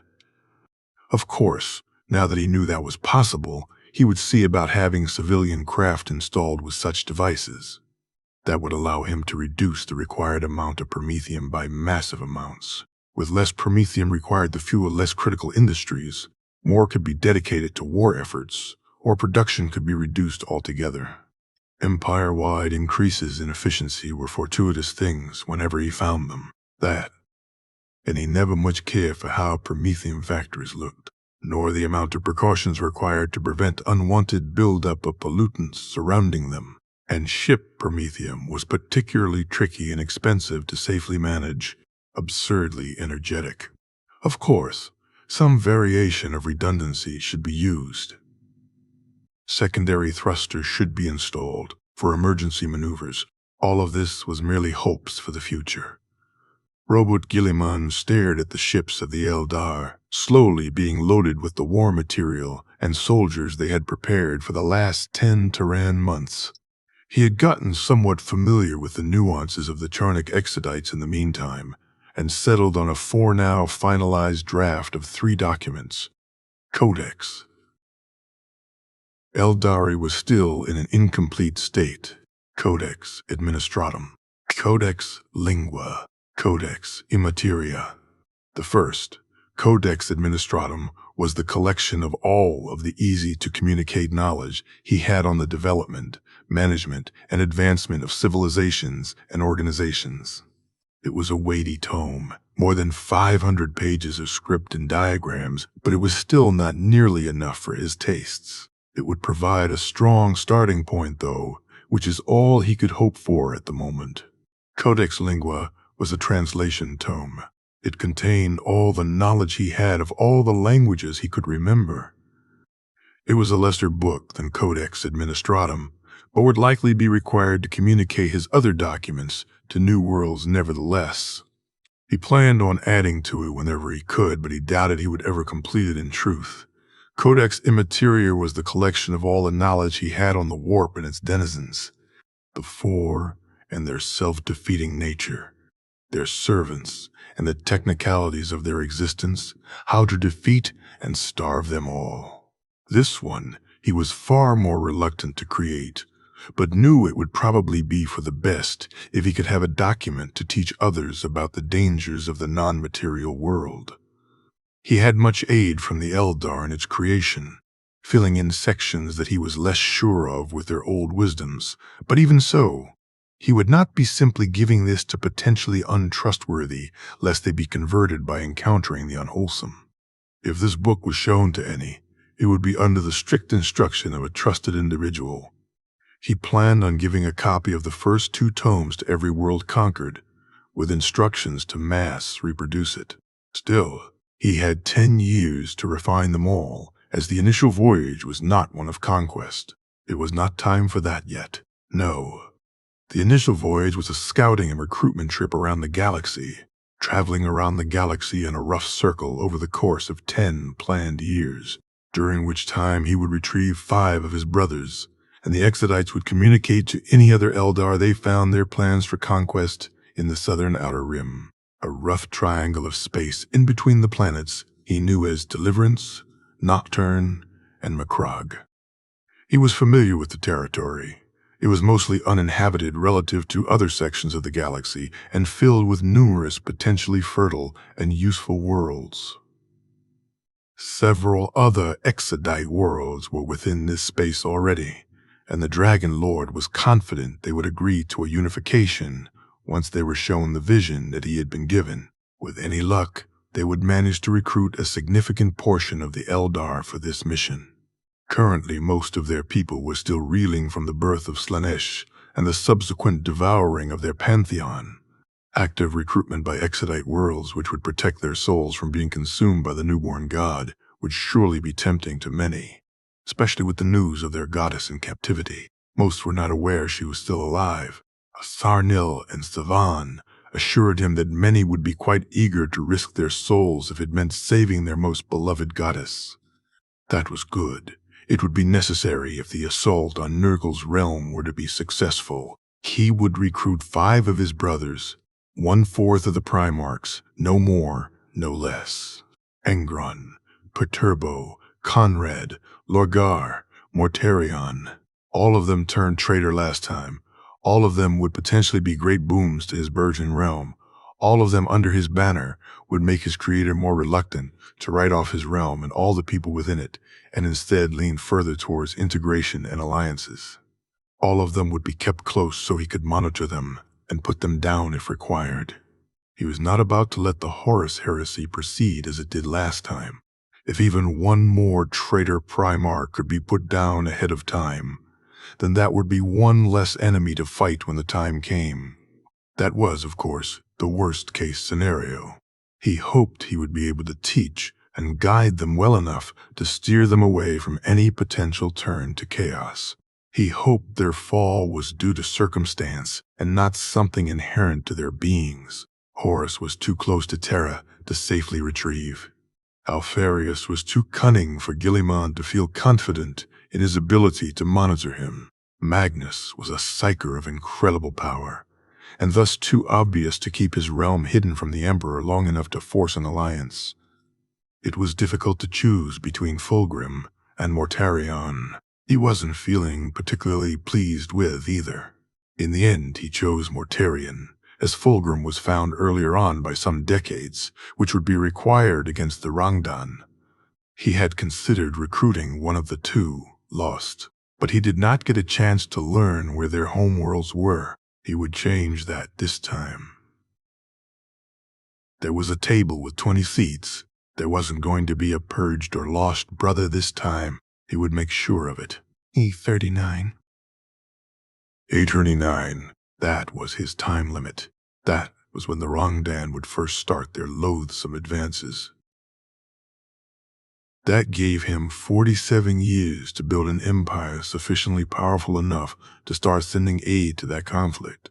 Likely just an alliance of Exodites would be enough to significantly turn the tide, but enough was never a goal to aim for. One who hopes to hit the mountaintops should be aiming for the moon.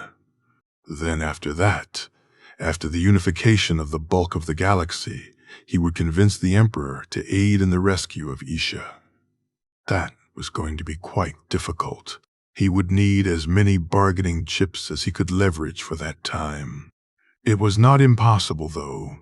He knew his creator would relent if offered enough potential rewards and concessions.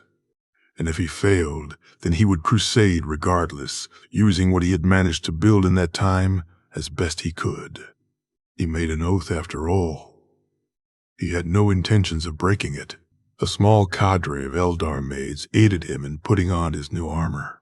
He could do it alone, and indeed he almost insisted upon it, but Sarnil gave him a sharp look and claimed, "Traditions are important."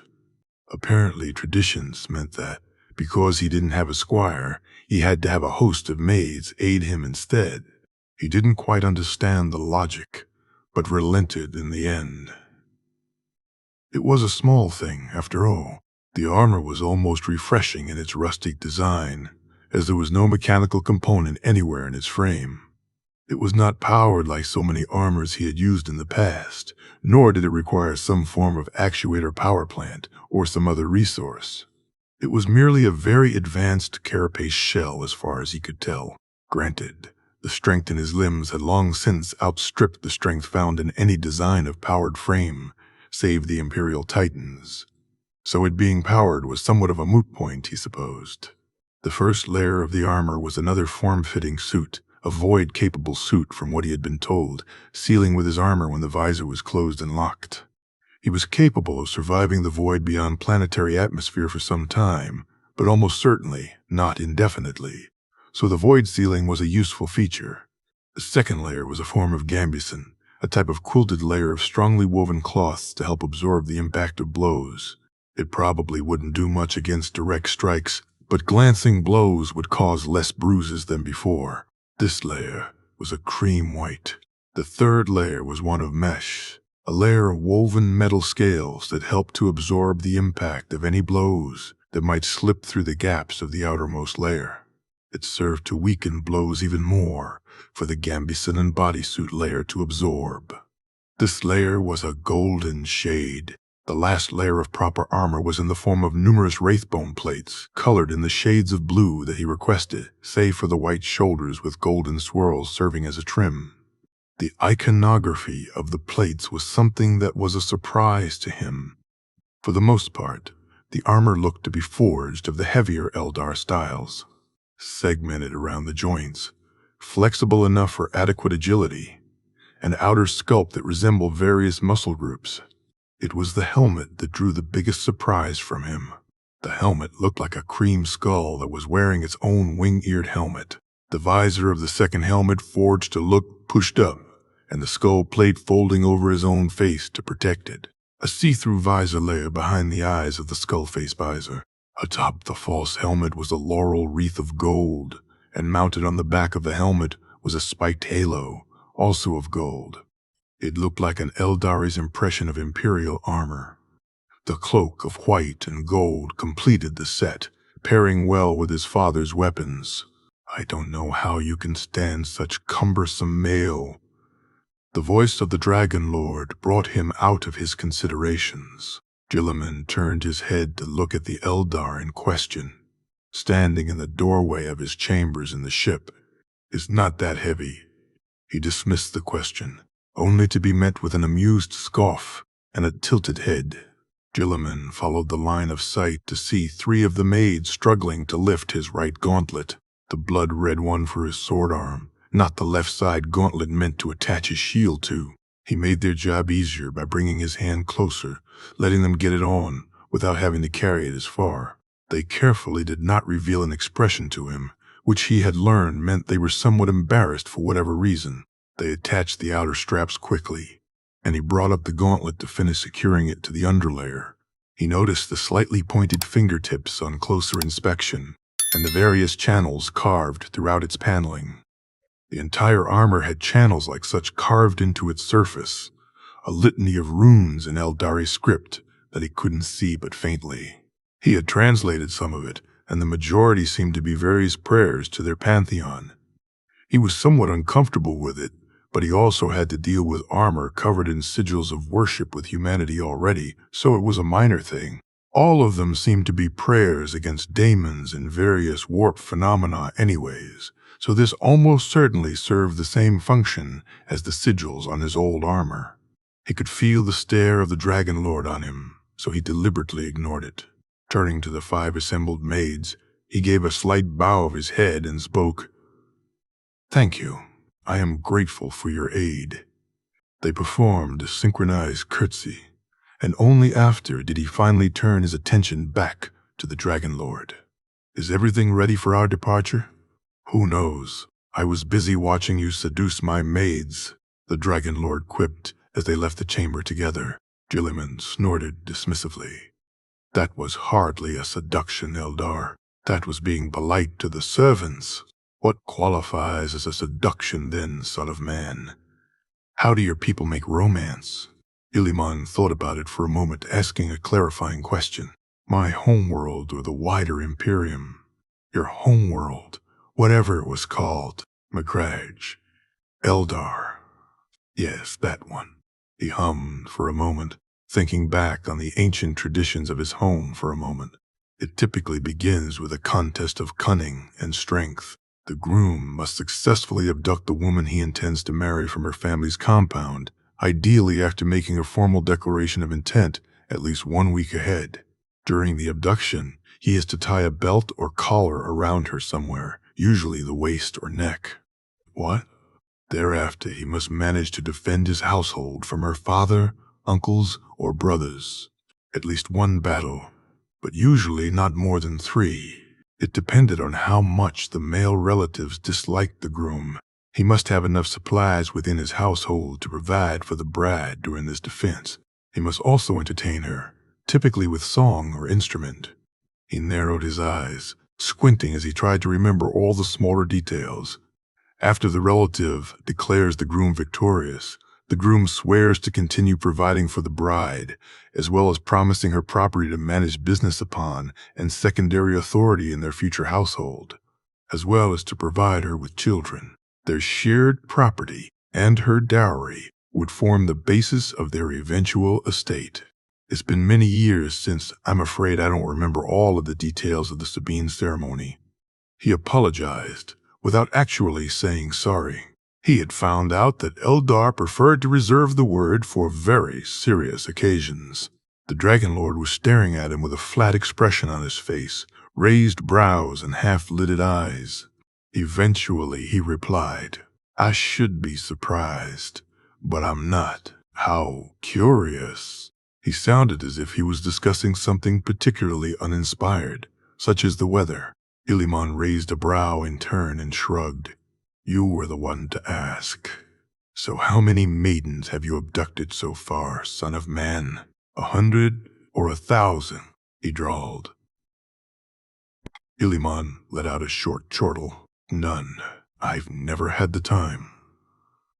Never.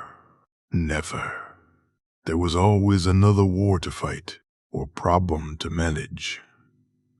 I never had the time for romance. Don't let the maids hear you say that. They'll swoon even more than they have been." He snorted dismissively. "You saw the same future I lived through, Dragon Lord. Neither of us can afford to spend any time on that, the future. Have you decided on an alias yet?" Guilliman nodded. He couldn't exactly call himself his actual name. Robert Guilliman was going to be raised on Macragge and be renowned throughout the galaxy soon enough. If he wanted to disguise his true nature from their many potential enemies, he would need a different name while beyond the relative safety of Charnock. It was tradition for my sons to choose a name for themselves upon becoming Astartes. Usually they chose traditional names from a list, but recently one had picked a unique name for himself. The Dragon Lord raised a brow. Guilliman continued, "Malum Caedo. That's the name I shall use." "I assume it has a meaning?" "It means I kill evil. Your naming sense is terribly plain. Slayer of evil. I'd prefer the term practical." World of Bloody Sands, Guy 94. Worme. Eastern Ultima Segmentum. Nuceria.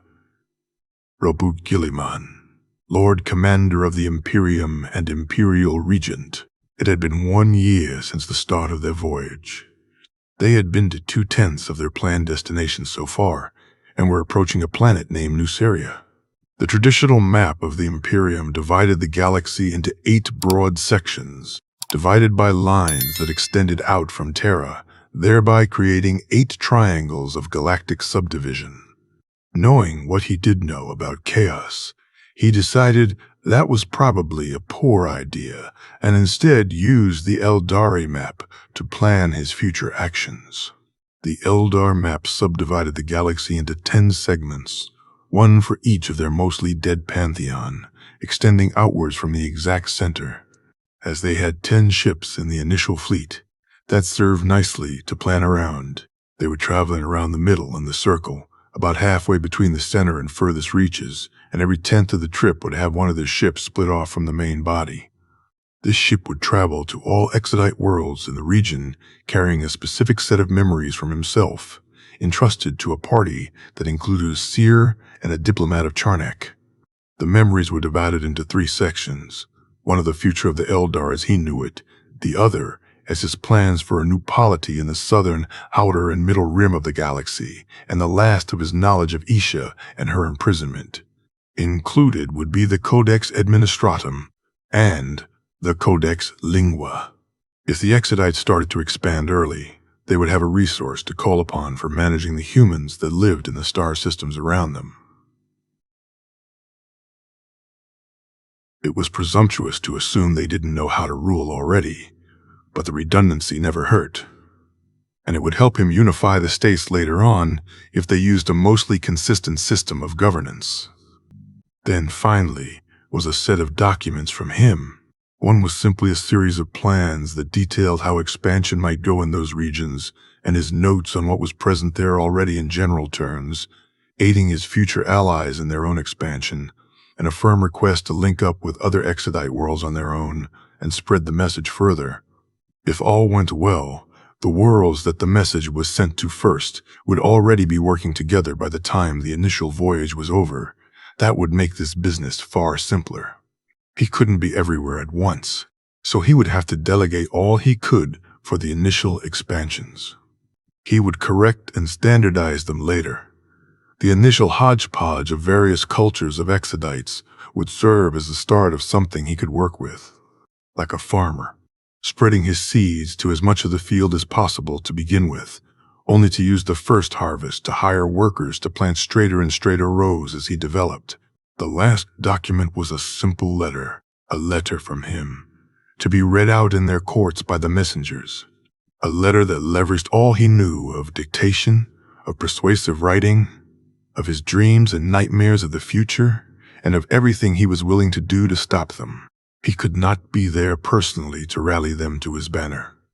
He would have to hope this would be enough.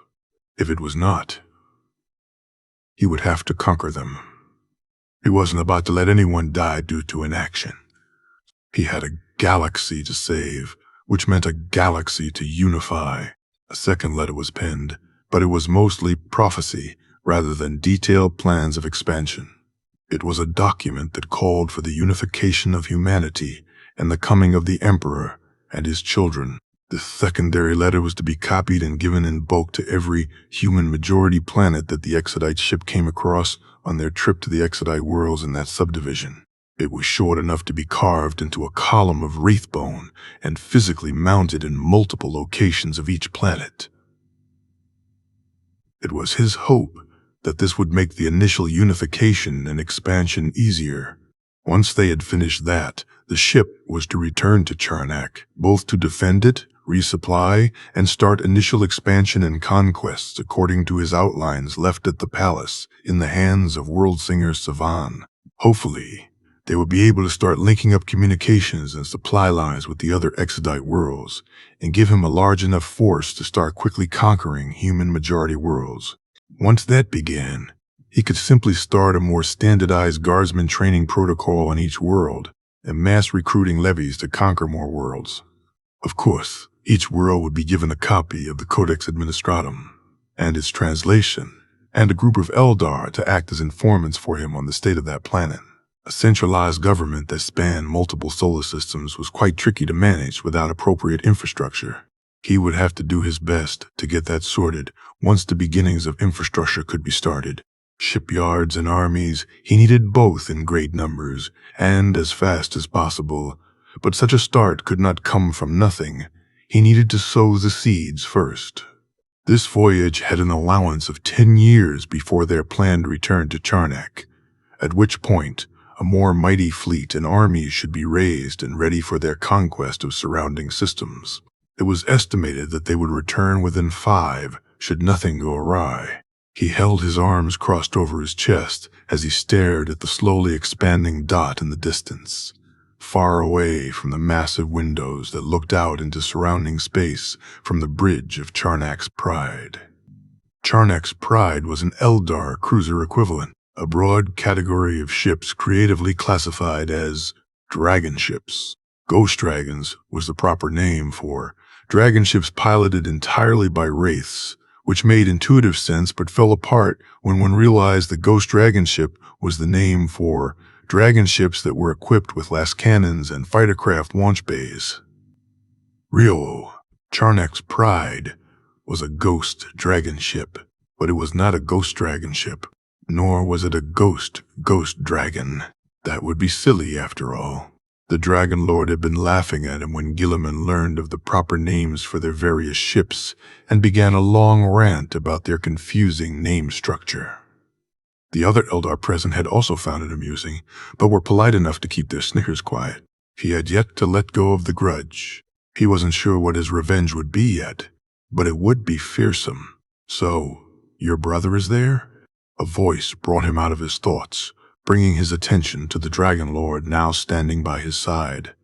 Should be. Unless my memory has failed me entirely. Hopefully they had managed to arrive before it was too late.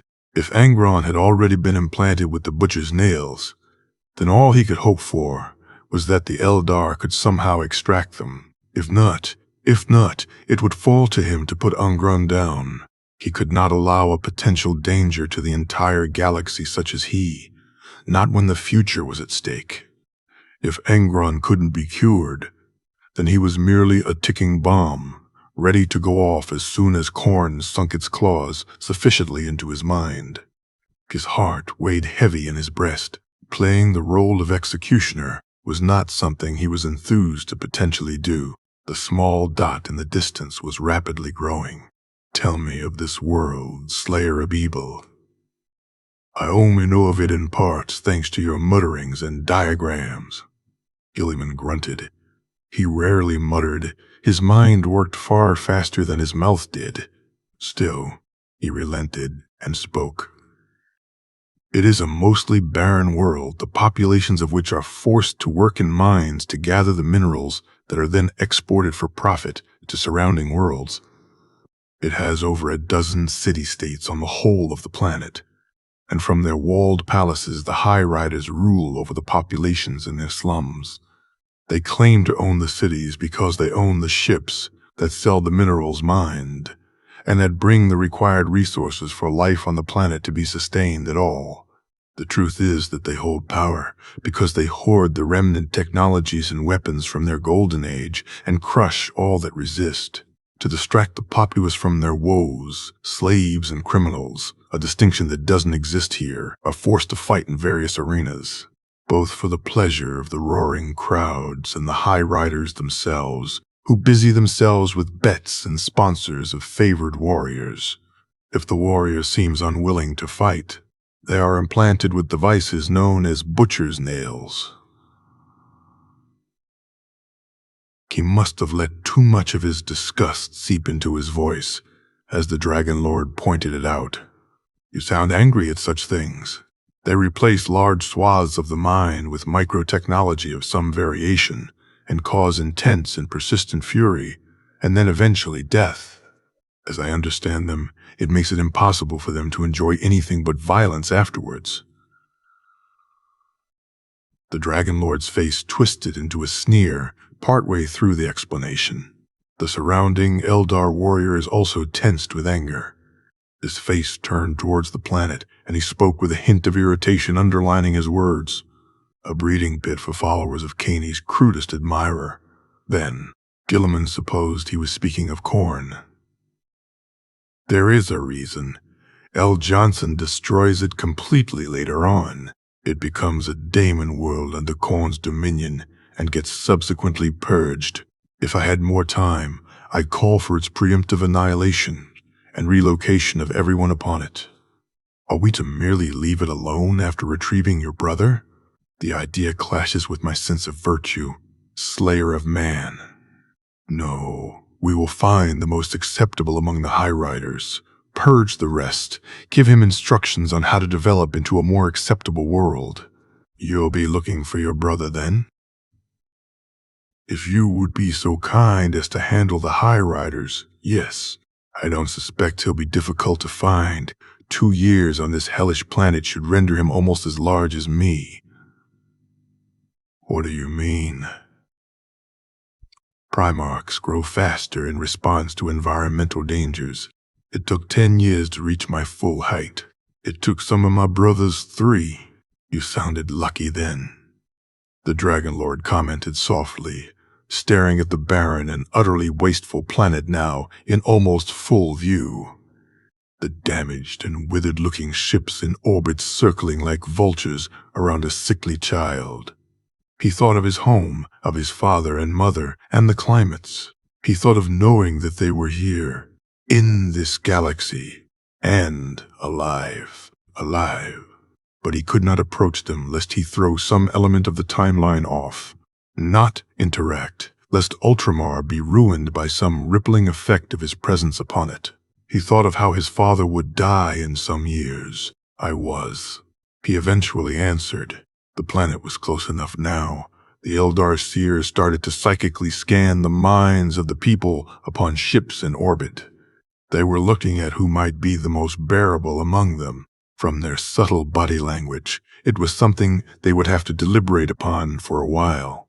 In the meantime, he marched off to the smaller webway gate on board the ship, which served as the short-range teleportation for troops to and from the ship. Once he arrived, joined by nearly 1,000 Eldar, they stepped through the gate and onto one of the largest cities of Nuceria, one of the first of many to fall that day. He had a brother to find. They spent 1 month on that planet. Dragon Lord Asarnil and his fleet handled the High Riders as Guilliman, and the ground troops handled the search of the cities. All the Guardians who tried ineffectually to attack them were promptly killed. Their barely understood relic weapons, no match for a primarch girded for war, accompanied by inscrutable Eldar warriors. Companies were shattered, battalions dissected, armies decapitated, and their incongruously advanced equipment plundered by the victors. As for those that offered aid to those they saw as unstoppable conquerors, they were given some extra rations from the Eldar's food supplies, much to the Nucerians' teary awe, and directed to aid in the search across the many conquered cities. Said cities were horribly inefficient places, most of the population relying on corpse starch and subsistence gardens that only barely had enough water drawn up from wells and collected from dew. Nuceria was far drier and less fertile than it should be. He did not know why. A planet's atmosphere should be automatically cultivating the earth, creating seas and mud and easy-to-develop life. From this initial nature, a great many methods could be employed to develop nearly any world with said atmosphere into a breadbasket, an incredibly productive industrial center. But all life about the scant and incredibly salty seas was far below the water, dragged up by long and deep nets, and sometimes shattered outright by things that dwelt in the deepest places. The only things that could be eaten by the population were a type of wretched worm-like thing found in the sands.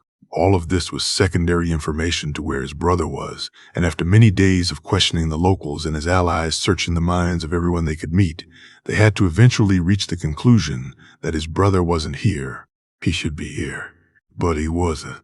It was at about this point that Guilliman was forced to realize something that he didn't before. They had been scattered through the warp from Terra, landing on various planets across the galaxy before eventually being found by the Emperor. Travel through the warp was inherently inconsistent in terms of time.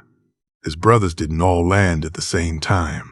They landed at random points of time in the next century or so throughout the galaxy. It was almost impossible for him to tell who was actually present anywhere without physically checking on them first, which he didn't have time to do if he wanted a sufficiently large empire by the time the Rangdan Xenocides began. By the end of their week-long search, covering nearly every nook and mind of the planet's major cities, speaking to each and every gladiator and all of the slaves brought to him, his brother was not found. More than that, no one had seen anything resembling a pod or falling star land upon their planet yet either. All he could do was ensure his preparations of the planet prevented the butcher's nails from being implanted into his brother. Actually saying those specific words might provoke from ill-sighted revenge from the last High Rider, so he had to refrain from that. The fat little man was forced on his knees in front of him, making him even smaller compared to the towering primarch than he already was. He looked up fearfully, covered in blood and shaking behind a bushy mustache. He was covered in silks and gold, none of which Guilliman cared for. Knowledge of his language had already been taken from the mind of another and given to Guilliman, so there wasn't any danger of miscommunication here. He loomed over the tiny slave master, participant in a grossly inefficient system, and began to speak. I am Malam Kaido, son of the Emperor of Mankind. You are before me because of your peers. You were the most acceptable. Do you understand this? The fat little man burbled for a moment, bowing and kissing the ground before him. Why, yes. Lord Prince of mankind. But I understand. I was worthy. He sounded close to tears and despair in that sentence. Guilliman decided to allow that delusion of his. Your peers are slain. Their assets are now yours. In exchange, you will administer this planet with a virtuous hand. I have prepared a document. You will read it. You will heed its scripture. You will turn Nuceria into a planet of plenty and prosperity. My agents will be watching you as you do so. Do you understand? His voice boomed through the chamber of the ship. The rows of Eldar soldiers clad in plates of wraithbone and pelts of great beasts accentuated his message clearly. The rotund man rose up onto his knees and raised his hands in supplication. I understand, my lord. I will. I swear this to you. The beginnings of faint tears began to well up in his eyes. Guilliman glanced over to one of the seers in the chamber, who subtly nodded. He glanced back towards the fat man and presented a hand, bending his knees enough to let the man grab hold and pull himself up. On cue, one of the Eldar brought forth 2 books, Codex Administratum and Codex Lingua, both of which Guilliman took before handing it off to the man, who struggled with the weight of both tomes. Ceremony was important for humans. It helped to establish narratives and identities. It was something he was sure to leverage whenever possible. Go now, Lord of Nuceria. One day I will return. I expect your realm to be better than it is today when I do. Do you understand? The man vibrated in fear as he rapidly nodded. Guilliman raised a hand, and 2 Eldar came from the sides to gently shoo the man back into the small troop transport gate. He kept turning his head back to gaze upon Guilliman, but bounced through the gate all the same. Guilliman gave a tremendous sigh, brushing off his hand and taking his helmet off. The Eldar around him started to relax their own postures, and the Dragon Lord entered from the side chamber. I'll never get used to just how different you are from your people, Slayer of Evil. He spoke, shaking his head as he did so. They're like a parody of you. Please don't be too rude to them. Most are trying their best, and that is worth praising. Guilliman gently rebuked. The Dragon Lord nodded. I agree with the principle. Slayer of Evil, but the difference is startling all the same. Their movements are almost graceless. Their senses are dull. Their minds are slow. Their features unpleasant. Their lifespans minuscule. Frankly, I'm still finding it difficult to believe they could conquer anything save other humans. Guilliman shook his head. They have fallen far from their heights, some thousands of years prior. It was the duty of the Emperor and my brothers to bring them together, to protect them, to raise them up. He unleashed another tremendous sigh and rubbed his brow. A headache was forming, both in frustration for not finding his brother and feeling the immense weight of the future once more. To make them better than what they are, to make them as good as they could be. He finished, spoken like the Eldari of old, the Dragon Lord praised with a faint smile. Guilliman turned his attention towards him again. The Dragon Lord continued, We were given dominion over the wheel to protect it, to nurture and tend to it, to offer a hand to the younger races and pull them up into who they could be. Many of my kin forgot that in time, but not those who followed the way of Exodus. We remember the old oath still. There was silence for a while, but a more comfortable one. Eventually, Guilliman spoke again. Have the copied STCs and diagrams been organized yet? Not yet. I will busy myself with that then. Save the schematics for the butcher's nails. Destroy them. I have no wish to look upon it. Seer Moran will stay on this planet and deliver a psychic message when your brother arrives. Worry not of that matter. Thank you, Dragon Lord. Thank Moran, Guilliman. She is the one who will remain. Be careful to not seduce her too while you do so. Guilliman snorted dismissively.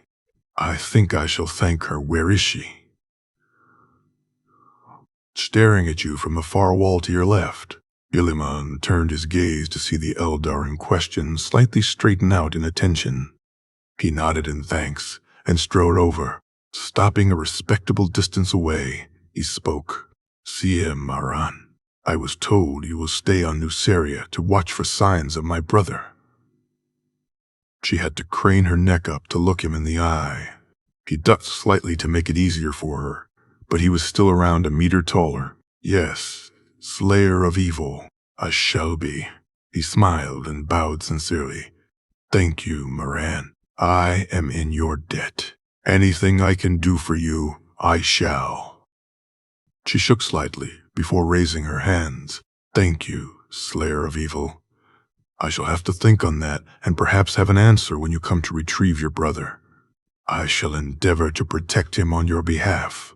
She spoke the last part a bit louder, passionate about her duties. He had come to find that trait was present in most Exodites, making them refreshing to deal with compared to any of their kin. He rose back to his full height and nodded once before turning back. Striding over to where he was before, he raised a brow at the Dragon Lord. Dragon Lord Asarnil was staring at him in an unimpressed manner. "Wife." House of Tyrants, 794. 794, Murdi, Eastern Ultima Segmentum, Olympia. Robout Guilliman, Lord Commander of the Imperium and Imperial Regent. It had been 1 year and some months since the beginning of their voyage. 3/10 of their planned destinations had been visited thus far, and they were approaching a planet named Olympia. Supposedly, it was named such for a mountain that was present on ancient Terra, although it was gone by the time he first stepped foot upon the homeworld of mankind. Olympia is a rugged, mountainous world composed mostly of rising elevations and seas. It was a particularly young world in geological years, meaning many of its pockets of soil were filled with immense amounts of relative stone, which made it suitable for grasses but little else.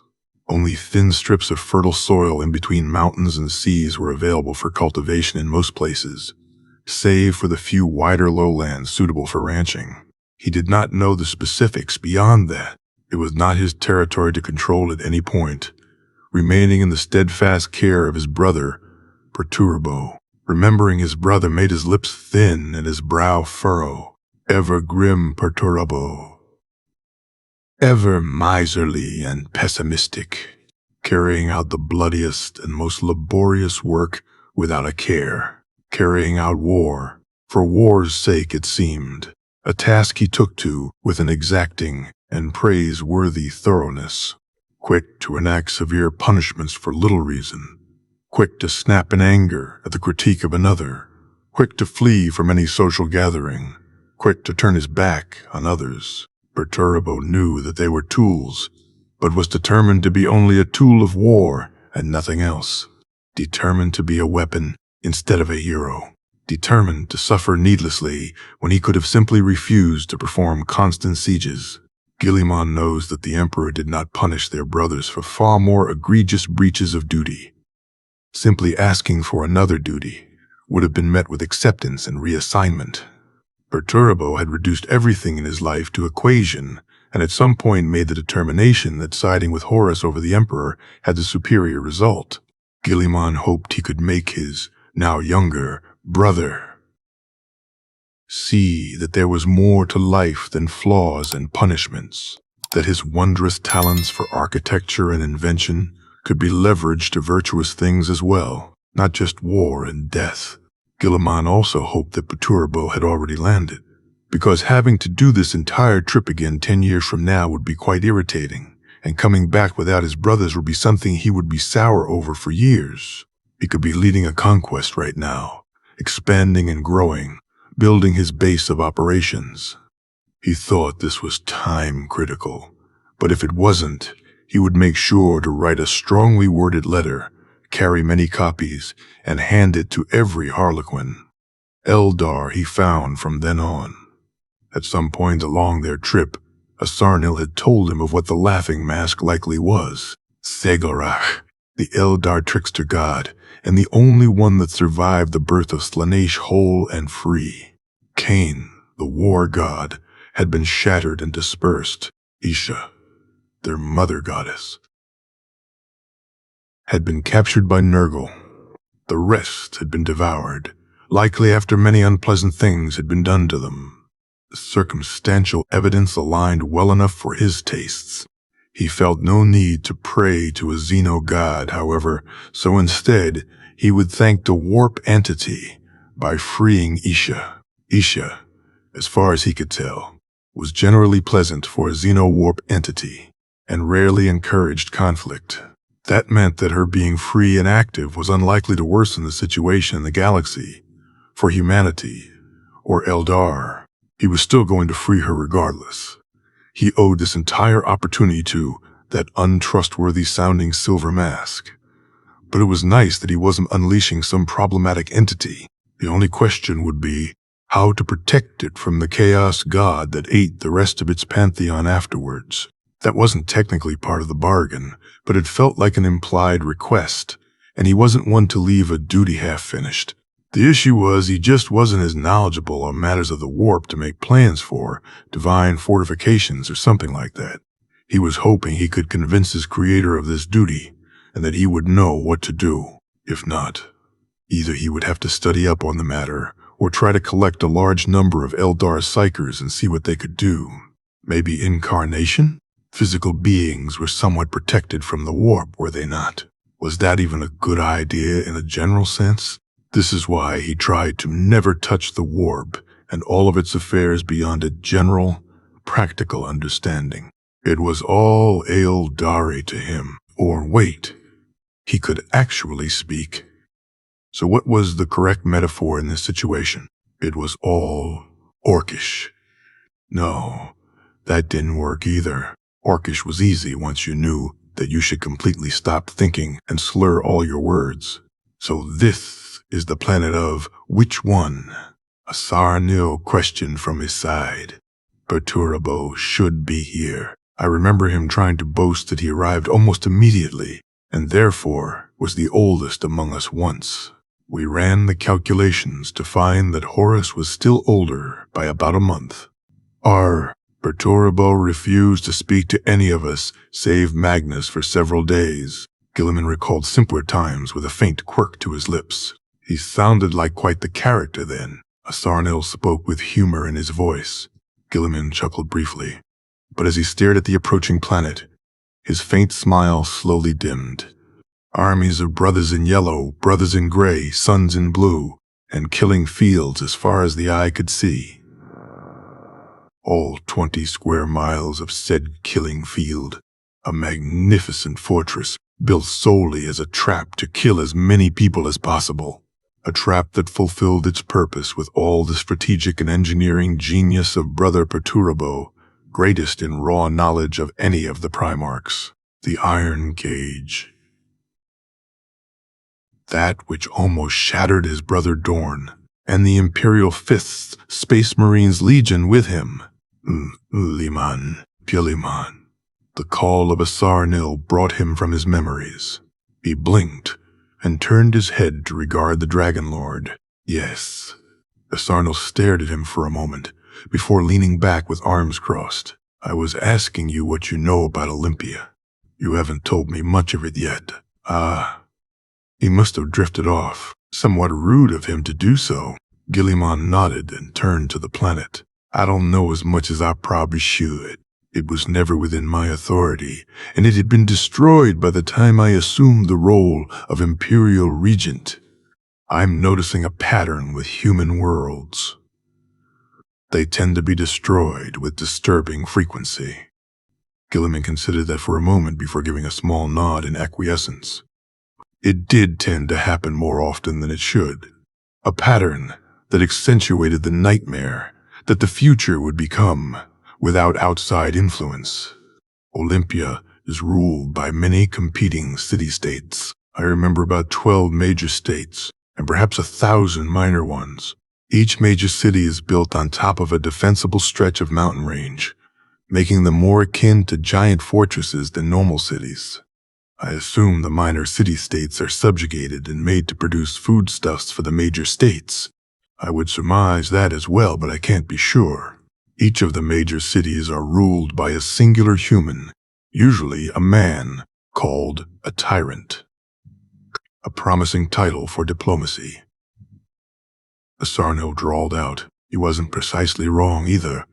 If they arrived in force, then it was entirely possible that the various states would band together and make their task of finding his young brother incredibly irritating. That's why I made copies of every STC fragment we came across. Guilliman reached up to scratch at his chin. I believe Perturabo was raised by the tyrant of Lochos, which should be the largest city-state on the planet. If all goes well, we can simply trade the great quantity of ancient knowledge to people who barely have the means to use it, but desire it greatly all the same. If that is not enough, we shall hand over copies of the Codex Administratum and Lingua. If that doesn't work, I shall appeal to their better nature by asking you to offer them some surplus weapons we have in store. And if they refuse still, then we kill them, and potentially my brother with them. His eyes were cold as he stared at the rocky world, the life of his brother versus the lives of countless trillions. The choice was easy to make when weighed on that scale, and it fell against the side of mercy. Guilliman did not have enough strength to afford it at the moment. He desperately wished that he did. It would make his heart far lighter. My brother should feel like me. For as much as I understand of psyker business, Guilliman finished his delaying and slid the skull-faced helmet over his head. More like me than other humans for certain, and perhaps as grown as a human adolescent at the moment. I'll be sure my seers know what to sense for. From the heavens above, Lochos, 7 massive ships descended. They looked to be fish at one glance, and then sailboats on the next, and then nothing like could be quickly described the next.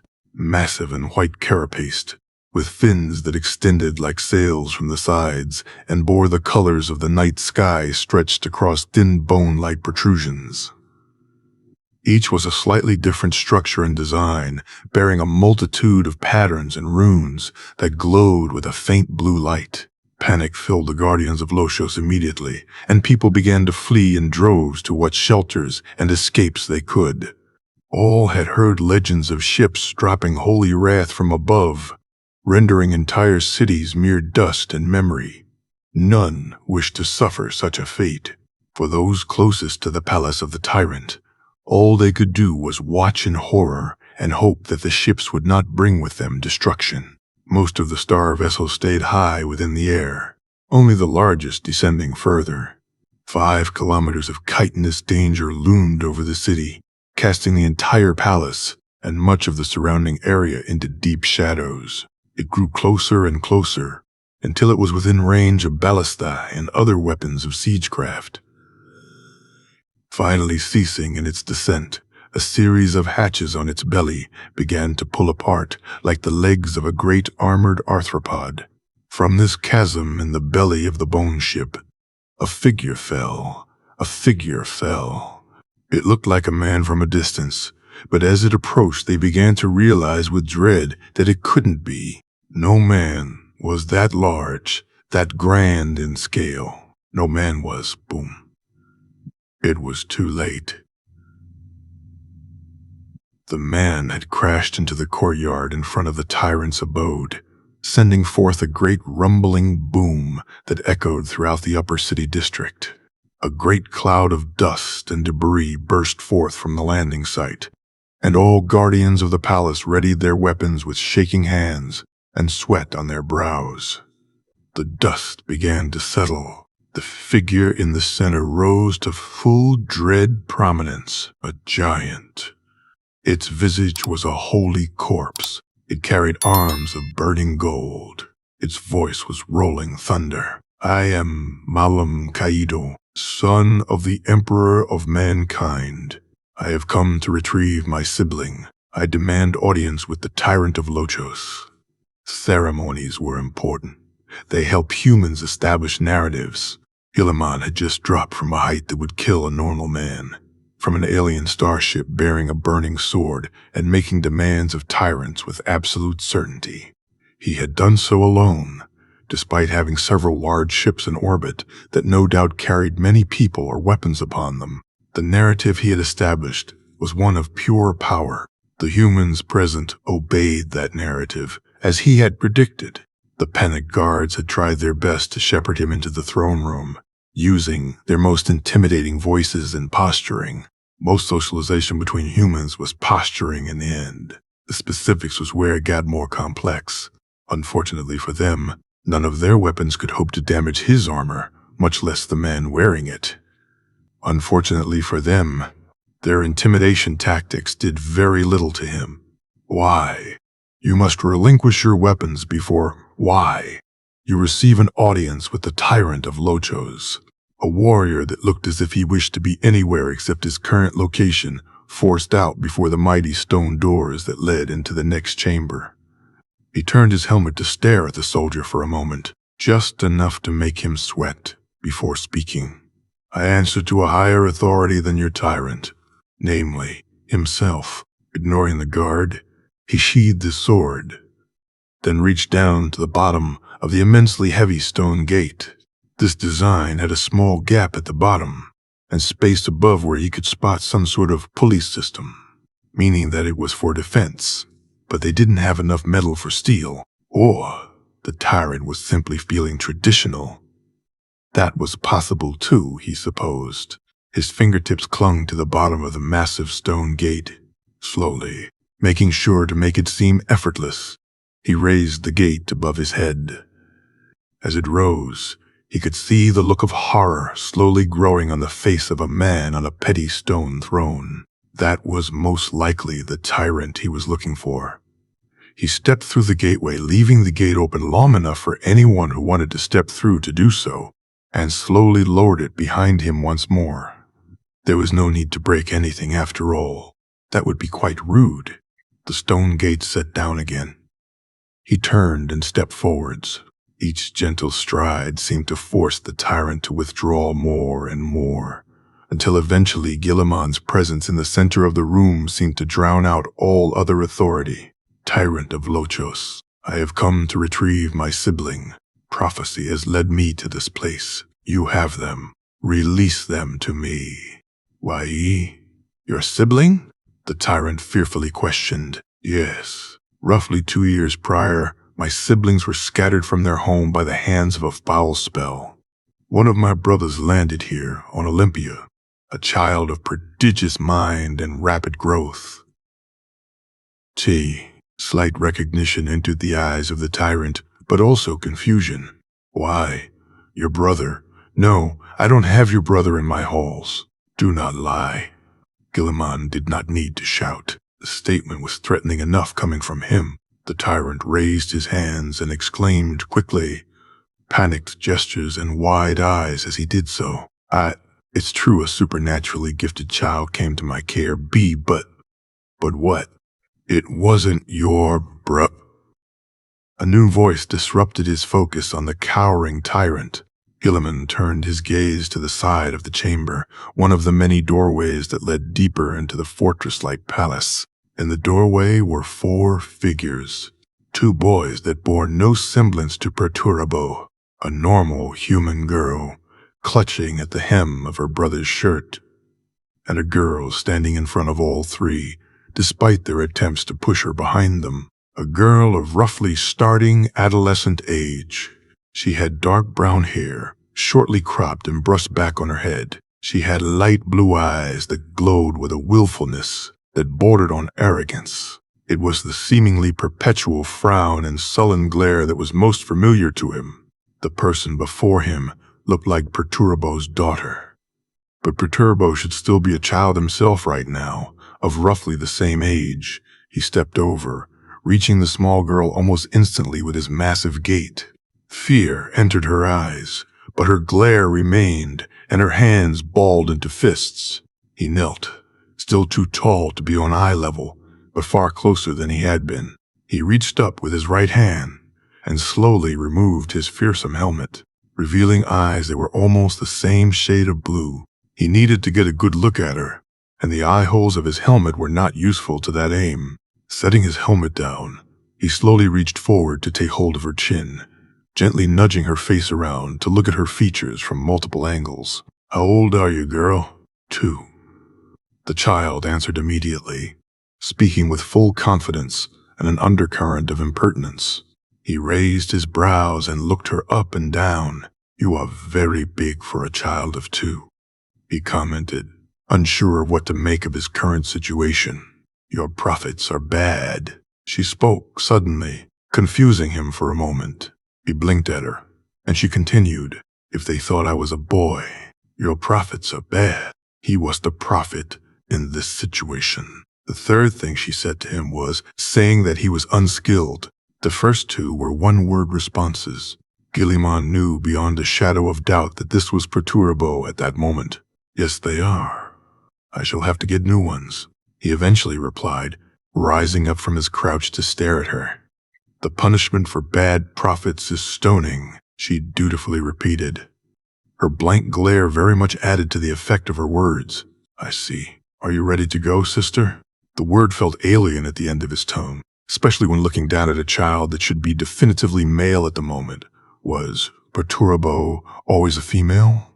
No, that wasn't right, was it? Okay. She sounded slightly unsure, utterly unlike Perturbo at that moment.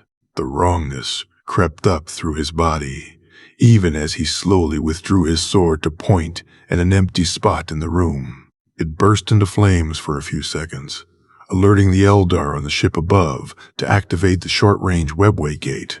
A glowing green hole in reality opened before them, showing rows and rows of white-clad soldiers.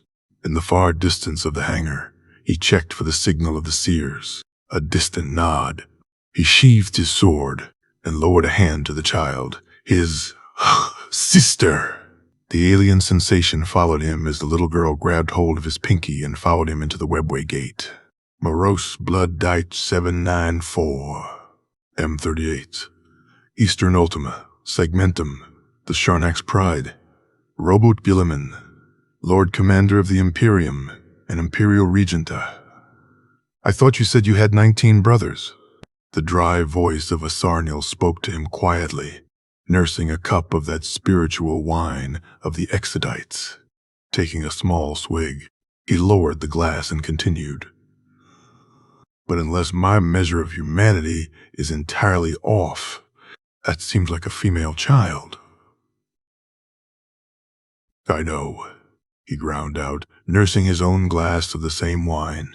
A somewhat persistent headache had developed yesterday, and it continued to plague him even after he got some sleep. He suspected it wouldn't go away for quite some time. He sipped the glass again, tasting the sweet and salty liquid caramel, and did his best to alleviate his resurgence of worries. The drink did very little. In the distance, handlers of the Exodite dragons carefully watched and steadied their great beasts as his little sister, apparently named Petra, scurried about their talons and teeth and investigated the strange new creatures with scowling curiosity. The beasts, apparently well used to such, laid about like massive guardian warhounds, letting her push and prod their scales and claws without complaint. I was operating under the assumption that all things barring my presence would be the same. Why? But now I see before me direct evidence against that assumption. Now all the plans I have are in potential ruin, and it's possible I shall lead all of you to your deaths, and the galaxy at large to its doom. He wanted to throw the glass in his hands to the floor, but stopped himself just in time. Hands shaking slightly with nerves, he forced himself to calm and gently set the glass down on the nearby table instead. "You were brought here by Sigurach, correct?" Asarnil suddenly questioned, deep in thought. Guilliman nodded idly. "As far as I understand it, yes. The Eldari gods are not like gods of lesser races. The Eldari hold mastery over the immaterial, its secrets are known to us, and that in turn influenced our pantheon." Asarnil began to work out his thought process. Our gods were not the disorganized storms of chaos, nor the inferno of your once future father. They were precise, deliberate in domain and capability. Limited. Where is this going, Asarnil? Guilliman questioned, suddenly focused on the Dragon Lord with greater intensity than before. Art, creativity, deception, mockery, punishment, and stealth. Those were the domains of Segorach. None of those include mastery over time and resurrection inherently. He is a trickster god, a sinister god, a laughing god. In order to act, he must act within these patterns. Are you saying that he is mocking my efforts? A slow fury started to build in him. A slow, carefully controlled fury. It would not be acceptable to ruin what he has built in a fit of maddened emotion. Segorach is a mocking god, but he is not evil, and he ultimately serves all good things. He is a god, however, and thus limited by his nature. It's possible that in order to send you back at all, things had to be changed to result in you being subject to some great jest. Guilliman kept his fury in check and slowly considered that information, deliberating upon it. You describe gods like machines, performing functions only within their encoded parameters. Asarnil blinked before turning to him and nodding.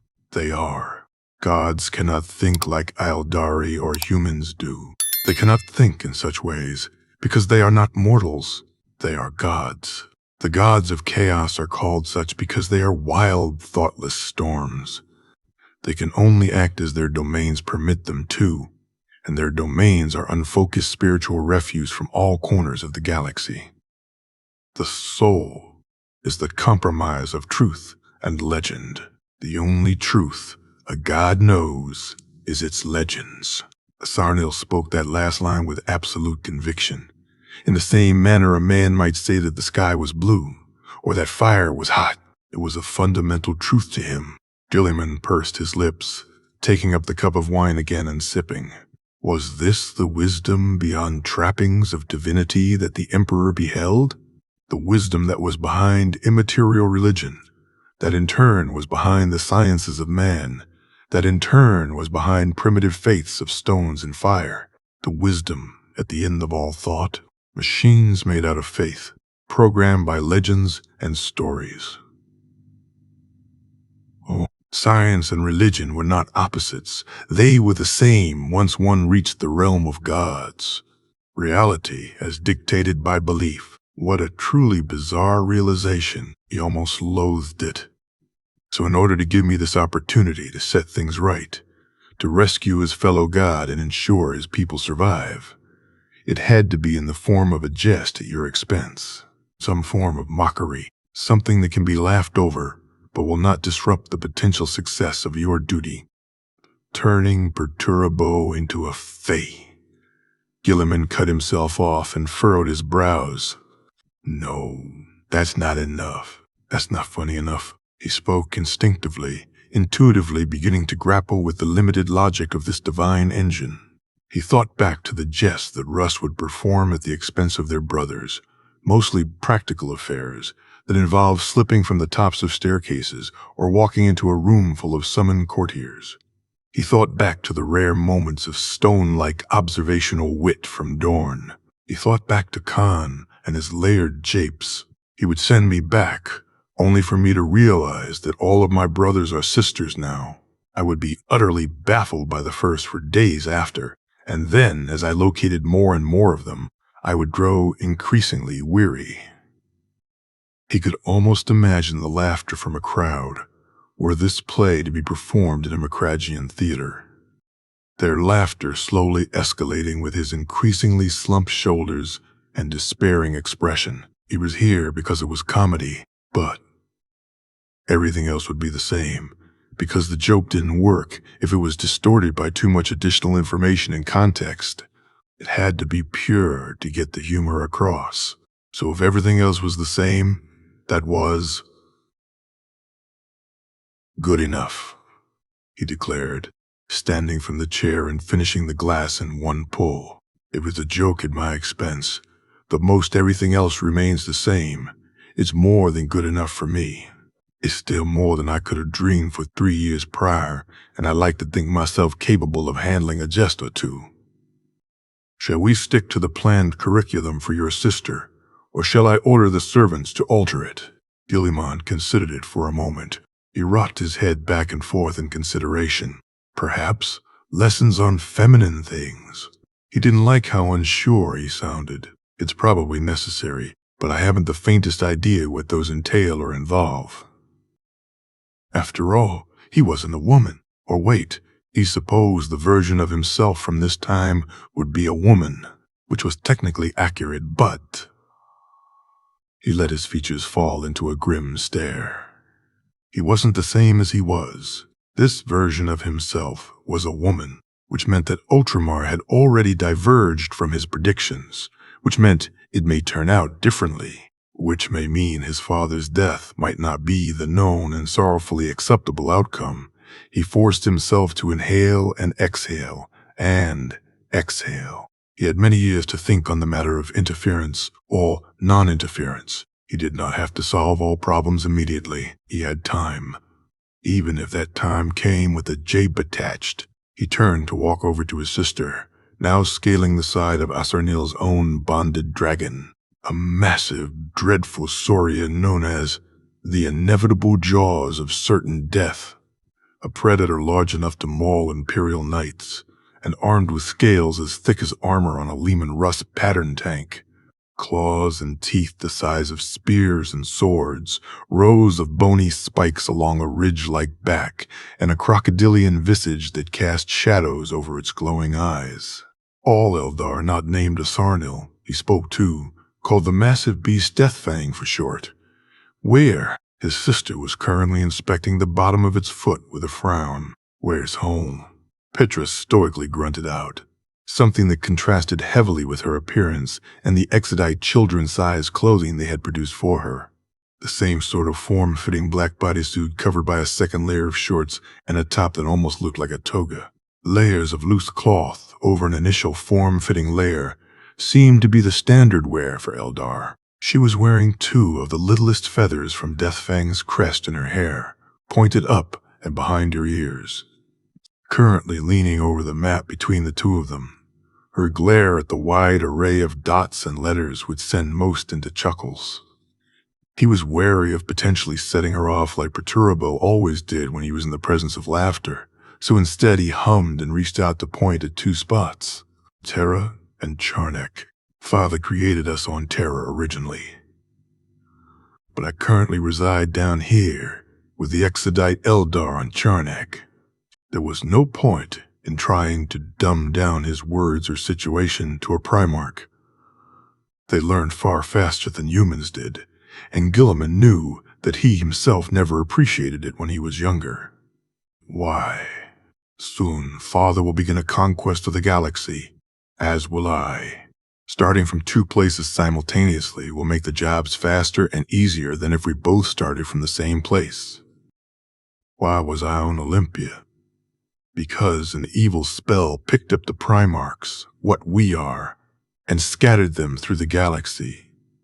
Father and I are looking to reunite all of us, but we have different ways of doing it. Why? Because Father does not like the Eldar, but I don't mind them. He paused and raised a hand. Well, no, I don't mind the exodite Eldar. There are 3 types of Eldar: Dark Eldar, Craft World Eldar, and Exodite Eldar. Father doesn't like any of them because of what the Dark Eldar did. What? Our kin in Kamaris created a demon god that ate most of our old gods, some of which we liked. Asarnil commented from a small distance away. They performed so many evil spells that they made a giant storm where our homeworlds were. He spoke in High Gothic, the language that he and Petra were currently speaking in, one that was ingrained in her by her instincts as a primarch. Guilliman had taught him over the course of the last 2 years. He was interested in learning. Petra stared at him for a long few seconds. He slowly raised a brow, not flinching in his staring contest with the small girl. Your voice is ugly now. Change it back. The words came out like a blunt but very soft hammer. Asarnil staggered back, exaggeratedly clutching at his chest in mock pain. Guilliman chuckled a bit. catching a tiny smile briefly coming to life on Petra's face before being smothered once more. She turned her gaze to the map again, before looking up to the void sky above. The interior of Sharnak's Pride's bridge were lined screens that showed the projections of the world surrounding them through psychic cameras of some sort mounted on the exterior of the hull. Her gaze locked on one particular spot in the sky. He furrowed his brow before turning his gaze to the map again. She was looking at, "Oh, you can see it," she whispered, staring at him intently. A complicated expression was on her face. She could see the maelstrom that was chaos at its current strongest. She could see it in all of horrid malignance. No wonder Perturabo was so grim, with that always in his attention. "I know what you're looking at, but I cannot see it with just my eyes," he gently corrected. Her features twisted into a sort of half despair and half joy. It was an expression he didn't like on her face. "It's called the Eye of Terror. It's where the old Eldar worlds were, and where the demon gods are. They are evil things, and you shouldn't listen to anything they say." She looked down at the map, her fingers curled on the table. "Why can I see it?" He wasn't sure, but he had a reasonable estimation. Each of the primarchs has a special power. "Special power?" "Bray," he nodded seriously. "One of us has wings, another can see the future, another heals fast. All of the primarchs have a special ability. It might be that yours is being able to see things I cannot. You can make your sword on fire." He blinked, then he smiled. She averted her gaze. "No, that's actually just a magic sword. My power makes me good at planning things. Your power is boring," she grumbled out, trying to not look at him but occasionally sending a glance over. It is, but I think I like it. It helped me find you after all." She ducked her head down as far as it could go, tucking her face into her toga shirt and pulling her legs up so that her forehead touched her knees. "Stupid," she muttered. He said nothing, letting her be the next one to speak. He refilled his glass of wine before corking the bottle again and setting it gently to the side. Tasting the wine again, he busied himself reviewing the planned course to Nostromo. "I can see how things break," his young sister muttered from behind her shirt. Her head rotated until a single eye was exposed and staring at him. "Their worst parts." He considered that for a moment before nodding. No wonder Perturabo was such a pessimist. "A good power, if you can use it well," he commented. "I like your magic sword and shield." She gave a disjointed reply. He blinked at her and asked, "Why is that?" Her reply was prompt and immediate. "I can't see how they break."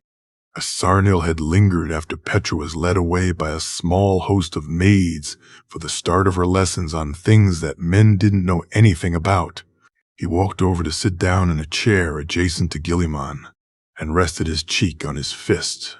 "Dark Eldar," he said, voice filled with humor. Guilliman blinked before slowly nodding. "That's what they call themselves in the future. As far as I'm aware, Dark Ones." Asarnil snorted, before an uproarious laughter started to bubble up out of him. His fist came down from his face to slam against the table as he tried to contain himself. Dark Ones. T. They call themselves Dark Ones. At H. Holy. Isha, preserve me. Guilliman reached out to grab the cup of wine, stabilizing it as the table shook with Asarnil's laughter. A smile grew on his face as he watched Asarnil slowly unleash a torrent of amusement. Asarnil suddenly stopped like a statue, eyes wide and sporadic. Guilliman reacted immediately and instinctively, raising the sword of the Emperor to tap and hold it against his shoulder. Asarnil kept staring into space for a time, before slowly his eyes steadied and focused. He turned his gaze towards Guilliman again, reaching up to gently hold the blade of the Emperor. He gave a slow, shuddering breath in and out before gently pushing it away from him and withdrawing his fingers. Guilliman could see the slight burns now present on their tips. The sword hated daemons far more than it did Xenos, but that didn't mean it liked Eldar either. Sarnil looked out to the void, through the great windows of the bridge, and slowly spoke. "We've been away from Charnak for a while now. I suppose we'll have to start more active prayers to our world spirit." His voice was stable and considering, calm despite what just happened. Guilliman poured him a glass of wine, sliding it across the table. Sarnil caught it and nodded in thanks. "I could have slipped her grasp on my own," Sarnil declared, an undercurrent of pride in his voice, "but I appreciate the aid nevertheless." "It was a small matter to me," Guilliman replied. "It was my soul to me. Very well. I accept your thanks." "Hey now, I didn't say that," Guilliman snorted, and stared out into the uncaring void. "Any plans for how to address that?" "Perhaps if we had more soul stones, or if one of your siblings can invent something that can stop a god. The best solution we have currently is being within the protective presence of our world spirits." "I'm sorry." "I'm sorry. It was his will that had them this far away from their spiritual safety and at the potential deprivations of Slanesh. Do not apologize, honored friend of Charnak. We have a future to secure and a wheel to put right. Our immortal souls are cheap compared to the souls of all of our children and our children's children." There was a burning stoicism to those words, the same kind Guilliman imagined was present in his own voice if one was looking for it. Still, if only he had a solution to this problem. He furrowed his brows as he considered it again. Their best protection was being within the protection of their world spirits. There were many Exodite worlds, and thus many world spirits. One guardsman could not usually hope to defeat an Astartes, but thousands of guardsmen? "Sarnil," Guilliman slowly began. "Machines made of faith, programmed by legend. How well do world spirits cooperate? You'd have to ask the world singer, I'm not certain." Sarnil's own eyes were slowly filling in the beginnings of realization, not quite enough to formulate a plan, but enough to consider the possibility. Guilliman could almost feel the same look in his own eyes. "The pull is getting stronger as we approach the womb of destruction," Sarnil declared as the two of them pored over a wide map on the table before them. Surrounding them, the 5 remaining lords of Charnak gazed at the map and at their king. The other 5 lords of Charnak had already broken off from the main fleet at this point, and on their independent paths to each Exodite world in their assigned division, each one commanding over one of the vessels they had first departed with. It's good that the younger lords had been sent off already. Otherwise, we would already be having casualties. One of the lords grunted behind a ceremonial war mask. He reached up to rub at his chin for a moment.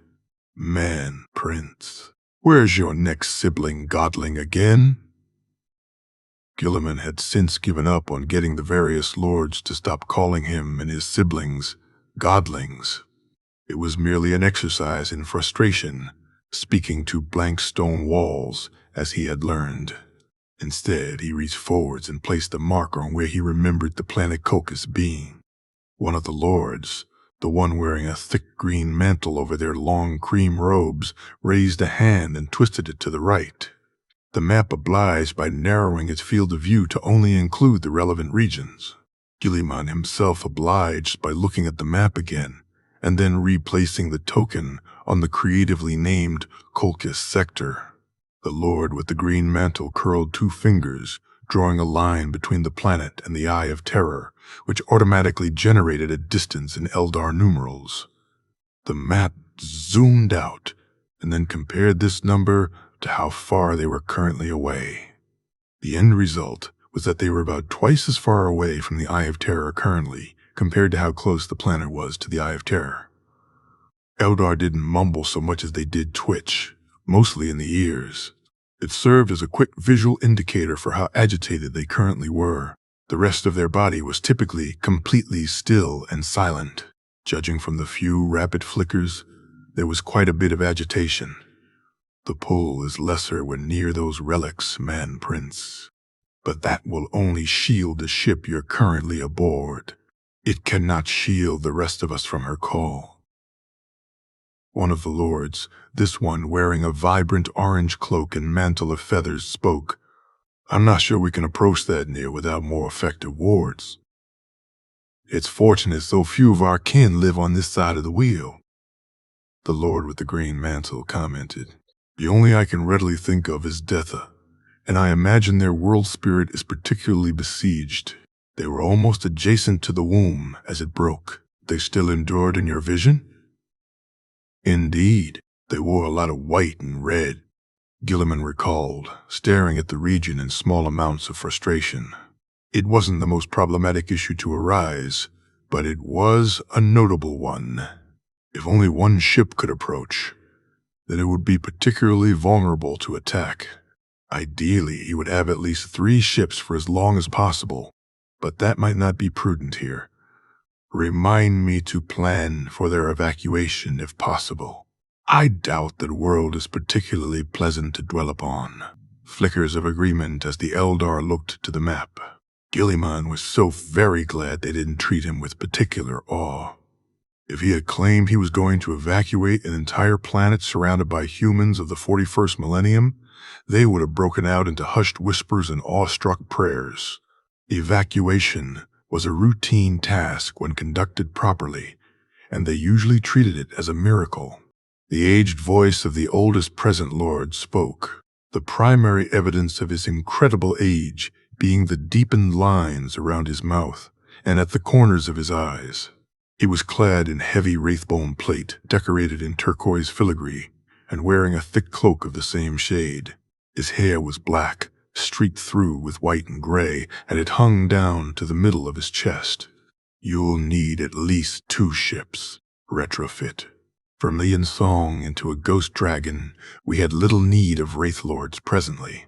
That can accompany Charnik's pride, without risk. The rest of us will fill into the other 3 ships and rejoin you at Athalak. You'll sacrifice your ship, Lord Cirrus? Asarnil asked for clarification. Lord Cirrus's ears did not flicker. I can get a new ship, Dragon Lord. It can be sacrificed to ensure your escape in the event of an attack this way. Only 5 souls will be swallowed instead of thousands. It was the sort of cold pragmatism of a veteran commander, the kind that weighed lives and materials on scales. Guilliman heard a foot squeaking slightly against the floor behind him. He furrowed his brows together, deliberately not looking behind him. Slowly, he closed his eyes and breathed in and out. Opening his eyes again, the looks on the faces of the assorted eldar lords did not change, but their slightly upturned ears and amused gleams told him exactly what he had suspected. He reached up to pinch the bridge of his nose for a moment before he called out loud, I do hope there's no children misbehaving, possibly trying to sneak up on their older brother, who is busy in a very important meeting right now. I would be very sad if I knew that. Asarnil smirked. Cyrus's ear tips flickered. Slight shifts in the stances around him. 2 sets of footsteps slowly backed away before finally exiting the bridge entirely and running off. Little pitter-patters echoed through the ship as they fled the scene. Guilliman sighed and rubbed his forehead. I apologize for that. They keep managing to slip away from their minders. Bear no mind to it, man prince. Cirrus droned out, eyes cold but kind. You're a godling. Siblings are one of the objectives of this voyage. I'm sure the younglings here can tolerate their mischief. Only younglings to you, withered root. The lord wearing the war mask jabbed back, a very blunt and unsubtle insult. This seemed more typical among their military and dragon knights who didn't indulge in the contests of wit as often. There was likely a joke to be made with that fact. Where were we? Asarnil interrupted the argument before it could begin, causing much twitching of ears, and resumed staring at the map on the table before them. They still had a route to revamp, and limits of mental endurance to test. You have my deepest apologies, Slayer of Evil. The maid bowed low before him. I was unable to keep them from the bridge. I shall request another to take my place if that is your wish. He raised a hand. You have no need to apologize. I know how difficult it is to keep track of them. Simply continue with your best efforts, and I will be satisfied with that. The maid rose from her bow but kept her head low. He nodded at her, before stepping forwards into the room that served as the bedchambers of his sisters. Inside was a meticulously clean chamber, with soft, warm, cream-color walls and numerous rugs and blankets and fabrics, mostly of cloth and silk and animal pelts of various kinds. And on one of the 5 beds in the large chamber, his sisters sat together and deliberately didn't look at him, busying themselves with a large eldar book. He raised a brow. They were playing innocent then? He leaned against the doorway and waited with a quirked mouth. Petra sent a glance his way, before quickly pretending to have not seen him. Cassandra, as Petra had declared her new sister would be named, sent her own glance his way, before flinching down and burying her head in the furs and quilts that served as blankets. It didn't sink in what it would mean to have retrieved his siblings so soon, that he would effectively be raising them for the next 5 to 10 years. He knew that on an intellectual level, of course, someone had to do it properly, and they had landed on atrocious planets. He had almost called in for a complete military takeover of Nostromo before remembering he didn't have his legions with him. A massively inefficient planet filled to the brim with a valuable resource. A resource that was being harvested and refined in some of the most offensively poor conditions he had ever personally seen. Even the cult Mechanicus and their habit of using corpse slaves would be preferable, because at least their labors would be maximally efficient given what they had to work with. The cult Mechanicus was many things Guilliman hated, and would become even more things he loathed, but they were absolutely effective when it came to the extraction of a planet's mineral wealth. Their great flaw was that they didn't usually leave a useful planet behind afterwards. And would it be so bad for a planet like Nostromo to cease existence? He wasn't seeing many moral arguments against erasing that dim ball of misery and suffering. Russ had many jokes made at Conrad's expense, mostly pointing towards his twitchy habits and apparently deluded ramblings. Guilliman had politely chuckled along at the time. He couldn't find it in himself to laugh anymore, not at that. Not after finding the tiny, starving, shivering thing that was his sister, mouth and hands stained in the gore of raw meat, body covered in cuts and bruises, crying over a loaf of bread. Guilliman thinks he might just hate Nostromo. His hands itched to write plans to fix it, even knowing that he had no time to waste on a planet so far away from his intended theater. It's so quiet in here. I wonder where my sisters could be. He said aloud in pretend confusion. I wanted to spend time with them, but I can't seem to find them anywhere. Petra continued to stare at the book, only to blink in shock as she realized Cassandra was no longer by her side, and instead, power walking over to his position. She quickly threw herself from the bed and raced to follow. 2 very small primarchs crashed into his legs, one after another. He smiled and reached down, grabbing both by the back of their shirts and lifting them up to scramble onto his shoulders. They had fallen for his trap. He raised his hands to gently hold onto their legs, making sure they wouldn't fall off by accident, and ignoring how Cassandra lashed onto his head. He began to move, leaving the room and heading for the hangar. He was going to make them talk to the oldest wraith. So, he began after some time. Why'd you try to sneak up on me earlier? Petra poorly denied. Oh, so I heard some other tiny little sister footsteps during my very important meeting earlier? Yes. Petra was very bad at lying. Cassandra wasn't even trying to, and she was doing slightly better. I see. He gave a fake nod. I suppose I need to find and spend time with them instead. He swiveled on a dime and started taking them back towards their room. "We did it," Cassandra blurted out. "We did." Petra quickly agreed, also now latching onto his head. Their little hands began to pull and stretch his face. They were entirely too old for this. It had been a few months since retrieving Cassandra, and they had grown appropriately. Now they looked like they were 13 or so, with a human. Cassandra, of course, was substantially younger in terms of actual age. She had simply been forced to grow faster by her environment. By the time they returned to Charnik, Guilliman was certain they would be as tall as the Eldar were, and still have a few more years of growth in them. He was simply glad his planned curriculum was keeping up thus far. They were voracious learners. "I told you two that it was important." "Why did you try to sneak into it?" he patiently asked them. His sisters fidgeted for a while, before eventually Cassandra answered. "Wanted to see." Petra nodded against his head. Guilliman raised a brow. "It was mostly boring technicalities and revisions. I can tell you after the meetings if you really want me to." "Wanted to see you," Petra corrected. Guilliman sighed, letting his shoulders slump slightly. "I was only going to be gone for a few hours." "Every day," Cassandra muttered. Goodness, was he ever this clingy as a child? He recalled the streets of Nostromo and felt guilt about having that thought. Instead, he nodded slowly and spoke gently. "Yes, Cassandra, I have many duties to attend to. I can't be around at all times. That's why I want you to learn as much as possible from the tutors so that you can take care of yourselves while I'm away."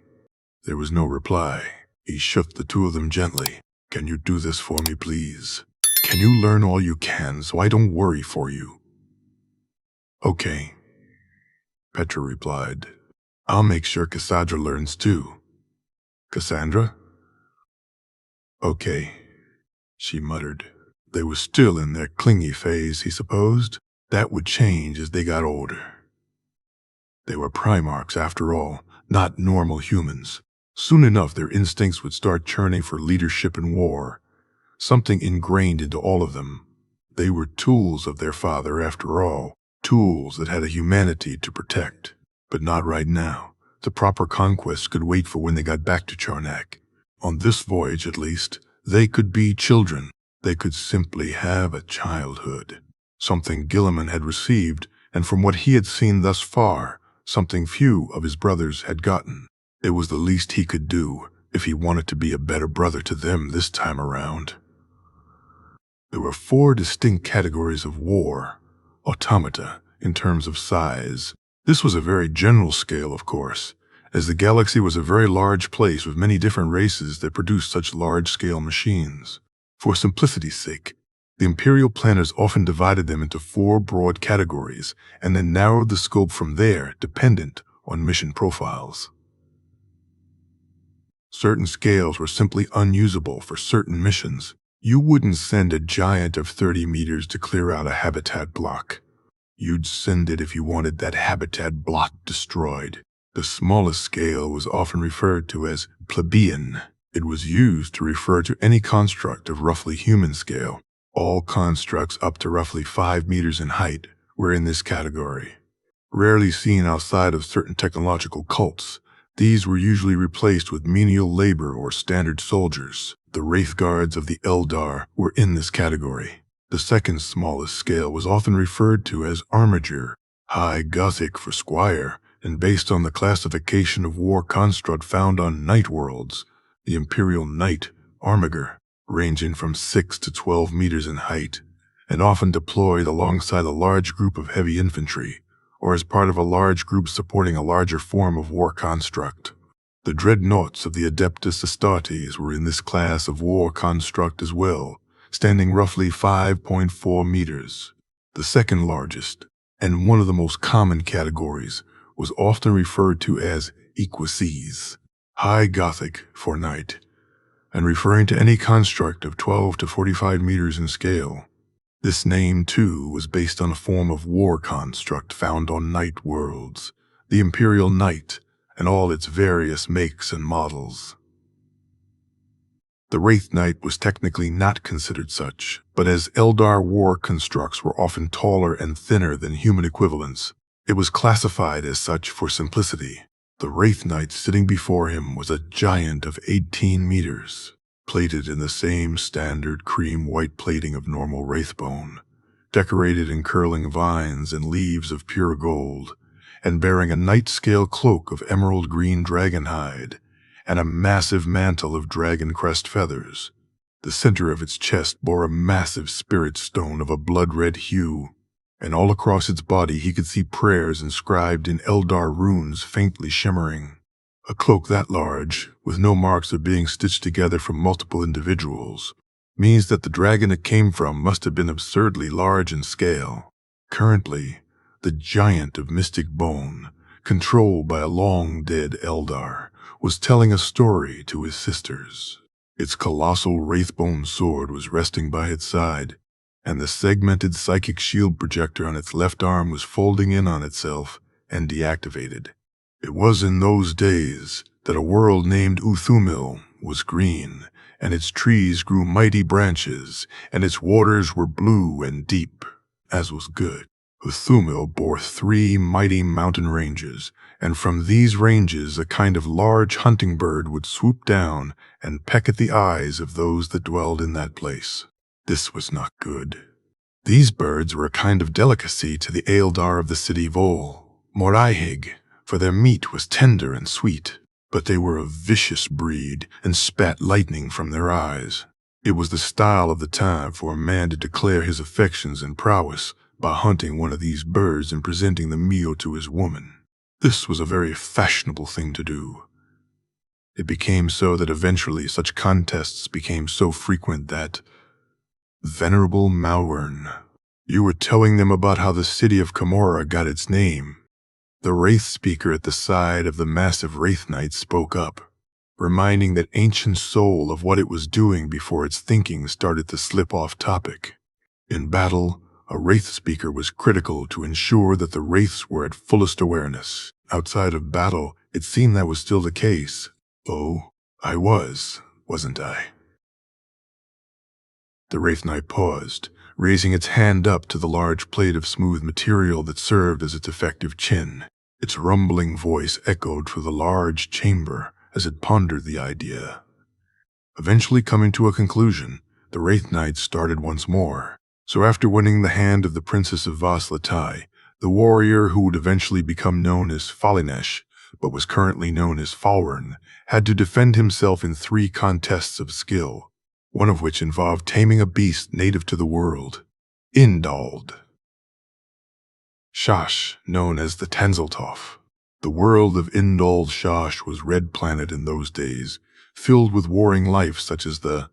Guilliman smiled as he worked through his next line of work. The Wraith Knight had noticed that his audience, the 2 young primarchs, had fallen asleep a while ago, bored by the long-winded story that wasn't really going anywhere. He smiled and nodded at the Wraith speaker, who smiled and nodded in turn.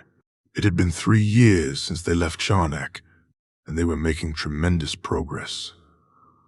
Slightly more than halfway finished with all planned tasks and duties, and soon to reach another major milestone. The problem was what that milestone was. Colchis, original homeworld of Lorgar, the primarch most responsible for the Horus Heresy, and the ruination of the dream of a golden imperium. Perhaps not utopia, not with all the dangers of the galaxy at their doorsteps, but certainly better than all ages that came before, better than who they were the moment prior. Lorgar had woven a song of ruin, a series of schemes and actions that brought all that to rubble. A plan that turned the primarchs on each other, that turned legions onto legions, and brought 10,000 years of suffering to the whole galaxy. It all came back to Lorgar and his blasted, cursed, heretical symphony. But it was likely that Lorgar would have never done such a thing were it not for Robot Guilliman, the brother that obeyed the Emperor's orders to raise Monashia, capital of the planet Kur and jewel of Lorgar's eyes, and force Lorgar to kneel. It's possible that Lorgar would have never acted to bring all things to destruction were it not for him. Of course, it's equally possible that the Emperor would have simply gotten another primarch to humble their brother, but Guilliman did not live through that possibility.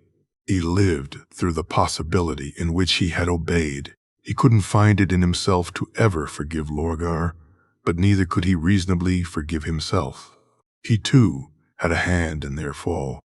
He could not say that he was innocent in that. The guilt of that battle weighed on him like a heavy stone. This was a chance to change all that. Guilliman was grabbing it with both hands. Colchis was a massive, mostly barren world, 3.4 times larger than Terra, an amount of gravity that crushed down like an omnipresent judgment. It had a long, slow year of 4.8 Terran years, and an even longer, slower day of 170.4 Terran hours. It was a hot, dry, sunny world that bred very short, very stout, and very tanned humans. Colchis was a feudal world, filled with the scraps of a once technologically adequate civilization that has since vanished under the sands.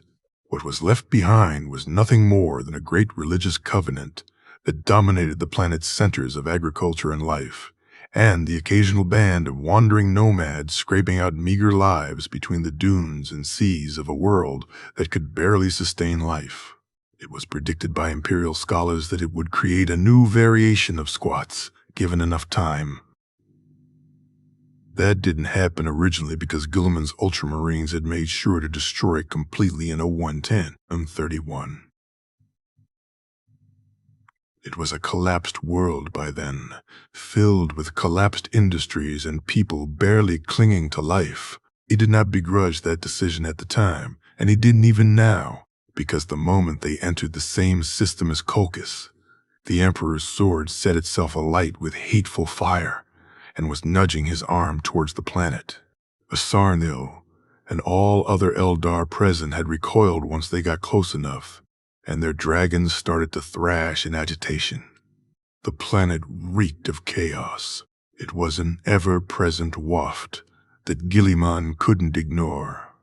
Indeed, he was baffled by the thought of the Emperor not feeling this crawling warp when he first came to Colchis to retrieve Lorgar. Then again, the forces of chaos had not revealed themselves yet. It was only his campaigns in the far future that made him so sensitive to its presence. It was possible that the Emperor had overlooked such senses blinded by the presence of Lorgar all those years ago.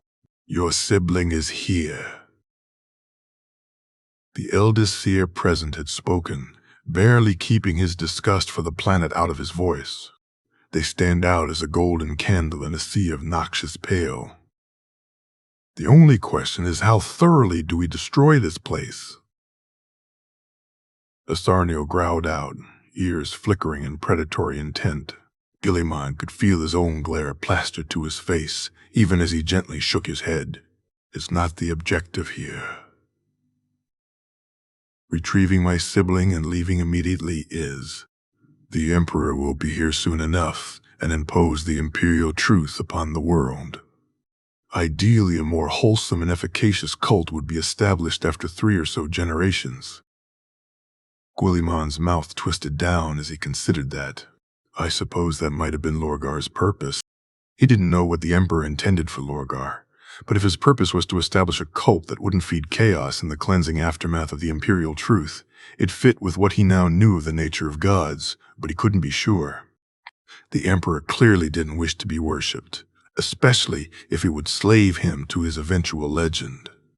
But Guilliman had seen the corpse of his creator in all of its agonizing prominence. 10,000 years of suffering to hold back the night was not insubstantial. Regardless of his creator's faults, Guilliman would defend his dedication to humanity to his dying breath. That sight had burned that truth into his mind well enough. 10,000 years of pain. Guilliman wasn't confident that he could do the same. He was just going to ask some very pointed questions for his creator when they met again, such as why one of the primarchs was clearly meant to codify and optimize systems of belief when the Great Crusade was supposedly to rid the galaxy of their superstitions and obsolete faiths.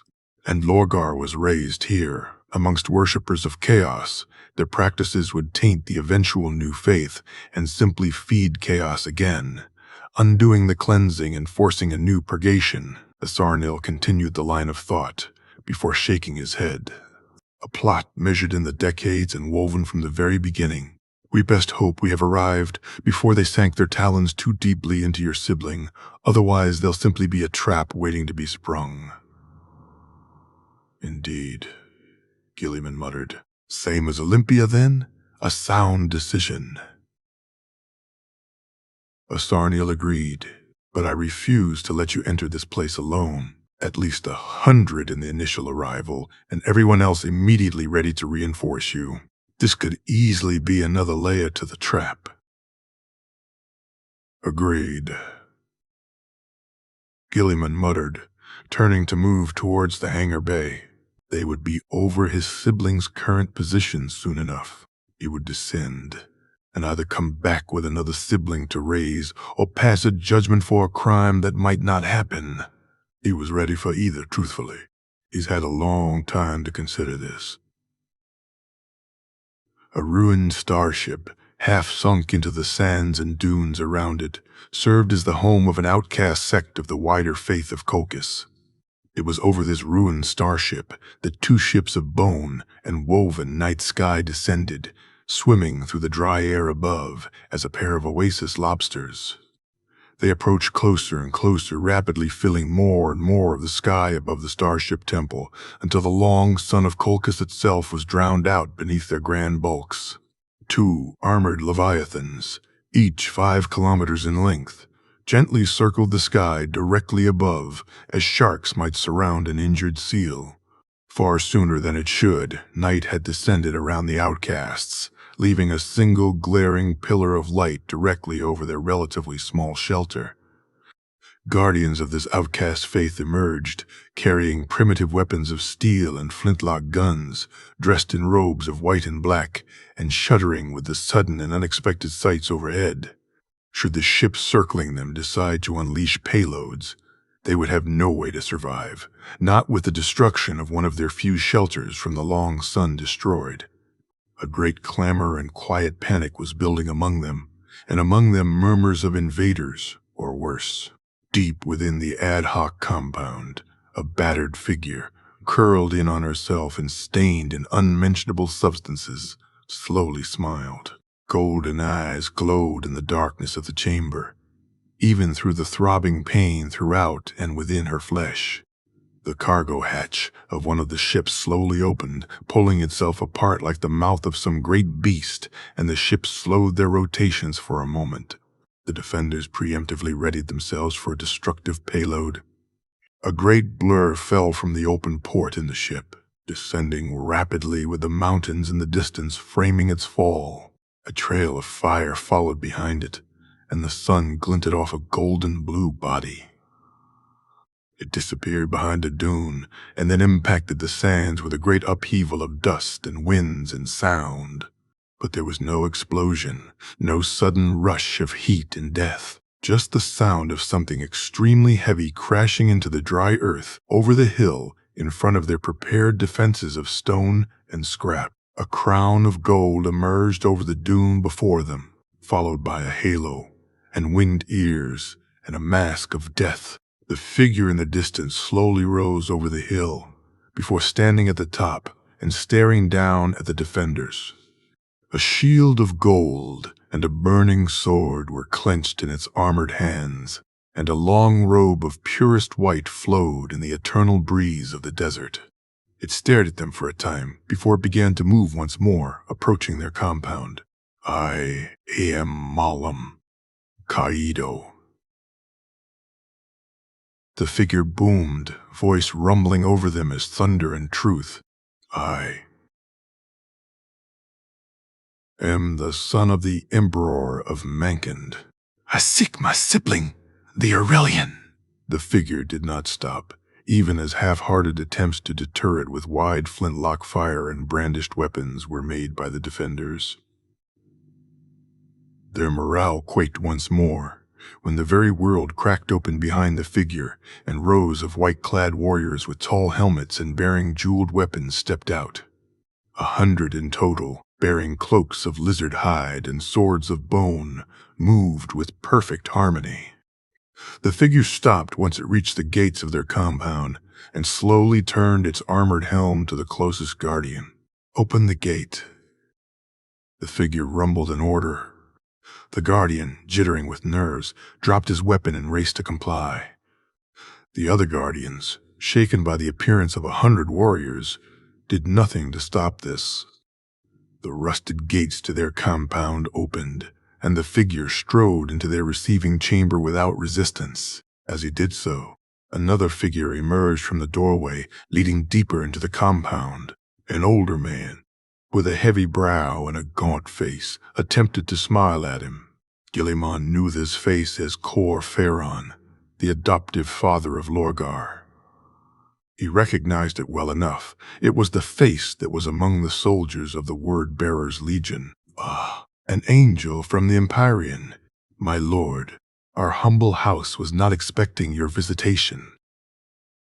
The man attempted to flatter him. Unfortunately for his efforts, Guilliman had absolutely no interest in staying on his planet any longer than he absolutely had to.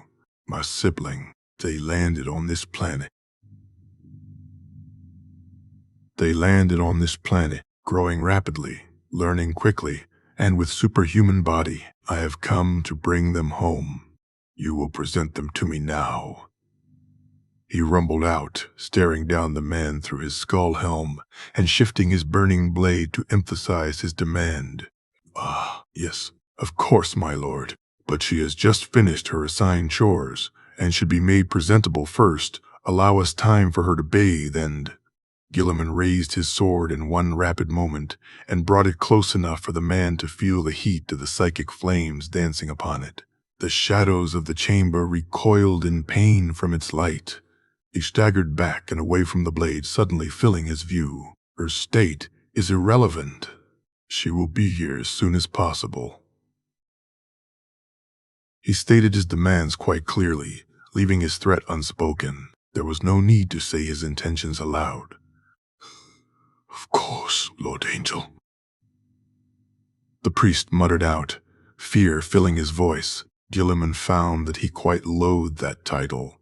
He waved a hand to an attending servant, who looked like they were quite glad for the opportunity to flee the vicinity. Cor Ferron swallowed his saliva and turned back to Guilliman, attempting a charming smile and opening his mouth to speak again. "You will speak when you are addressed." Guilliman interrupted him, fixing his skull helmet directly at the priest. The priest shuddered for a moment, before wisely keeping his mouth shut. Guilliman began to count down 1 minute with the intention to start killing priests once he reached 0. He had absolutely no desire to be on this planet any longer than he had to. Unfortunately, he only reached 12 when 2 figures emerged from one of the side paths. One was the guard, who was very careful to not look at him, and the other was what could only be his sister. Another sister, which reinforced the theory that— Guilliman stared at her, narrowing his eyes and evaluating. Short hair of pure white, roughly cropped. Eyes that faintly glowed gold in the dim light of the ruined ship interior. Clad in bulky and concealing brown robes of rough and poor make. She stood nearly 7 feet tall. That spoke of particularly harsh conditions, assuming she landed immediately after the scattering, which he knew wasn't true originally. He stood still as she stepped forwards. She stumbled once and quickly rightened herself. Clasping her hands in a prayer-like fashion, she attempted to bow in a proper manner towards him. She stumbled forwards again. Dropping his shield, he caught her. She was thin. He could feel it through her robes. She smelled of something noxious. His face went blank behind his helm. He recognized the stench. She tried to speak. He cut her off with a question. "How old are you?" he demanded. She smiled at him and replied, "By Colchian count, this is my 31st day." He almost flinched at her voice. It sounded relieved, desperate. His mind automatically converted the sum into Terran standard. 7 months, 10 days.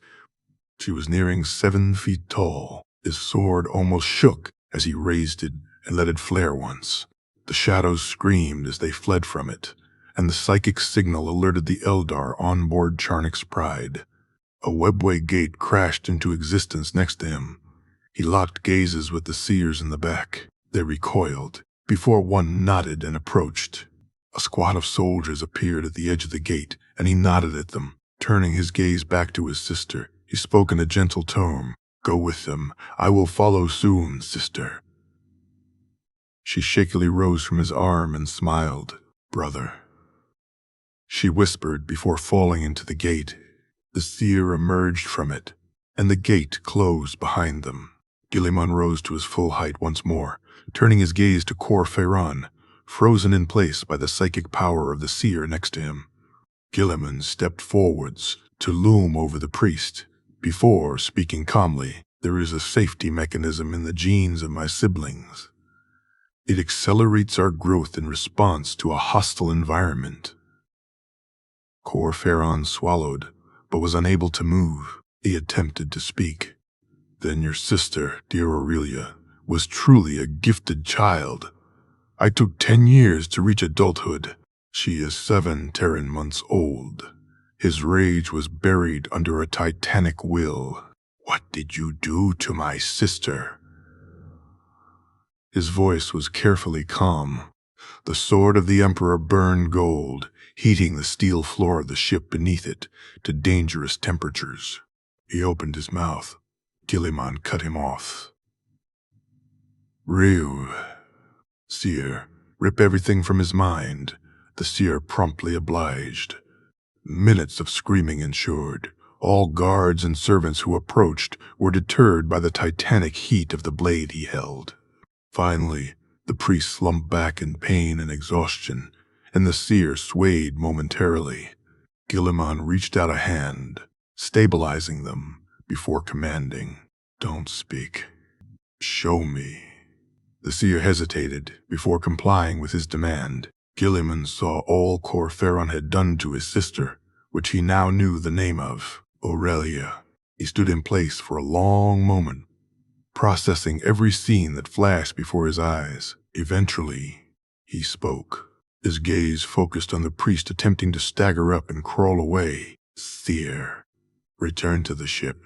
Tell Asarnil that this planet burns." The seer vanished through a webway gate immediately, sensing his black mood.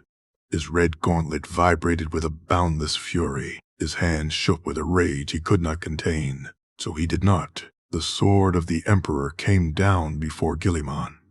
His rage fueled the psychic flames that wreathed the blade. The air burned as it flashed before him. Death came down upon the fearful priest of chaos. Death came down upon the walls and floors behind him. Death came down upon all living things that stood before him.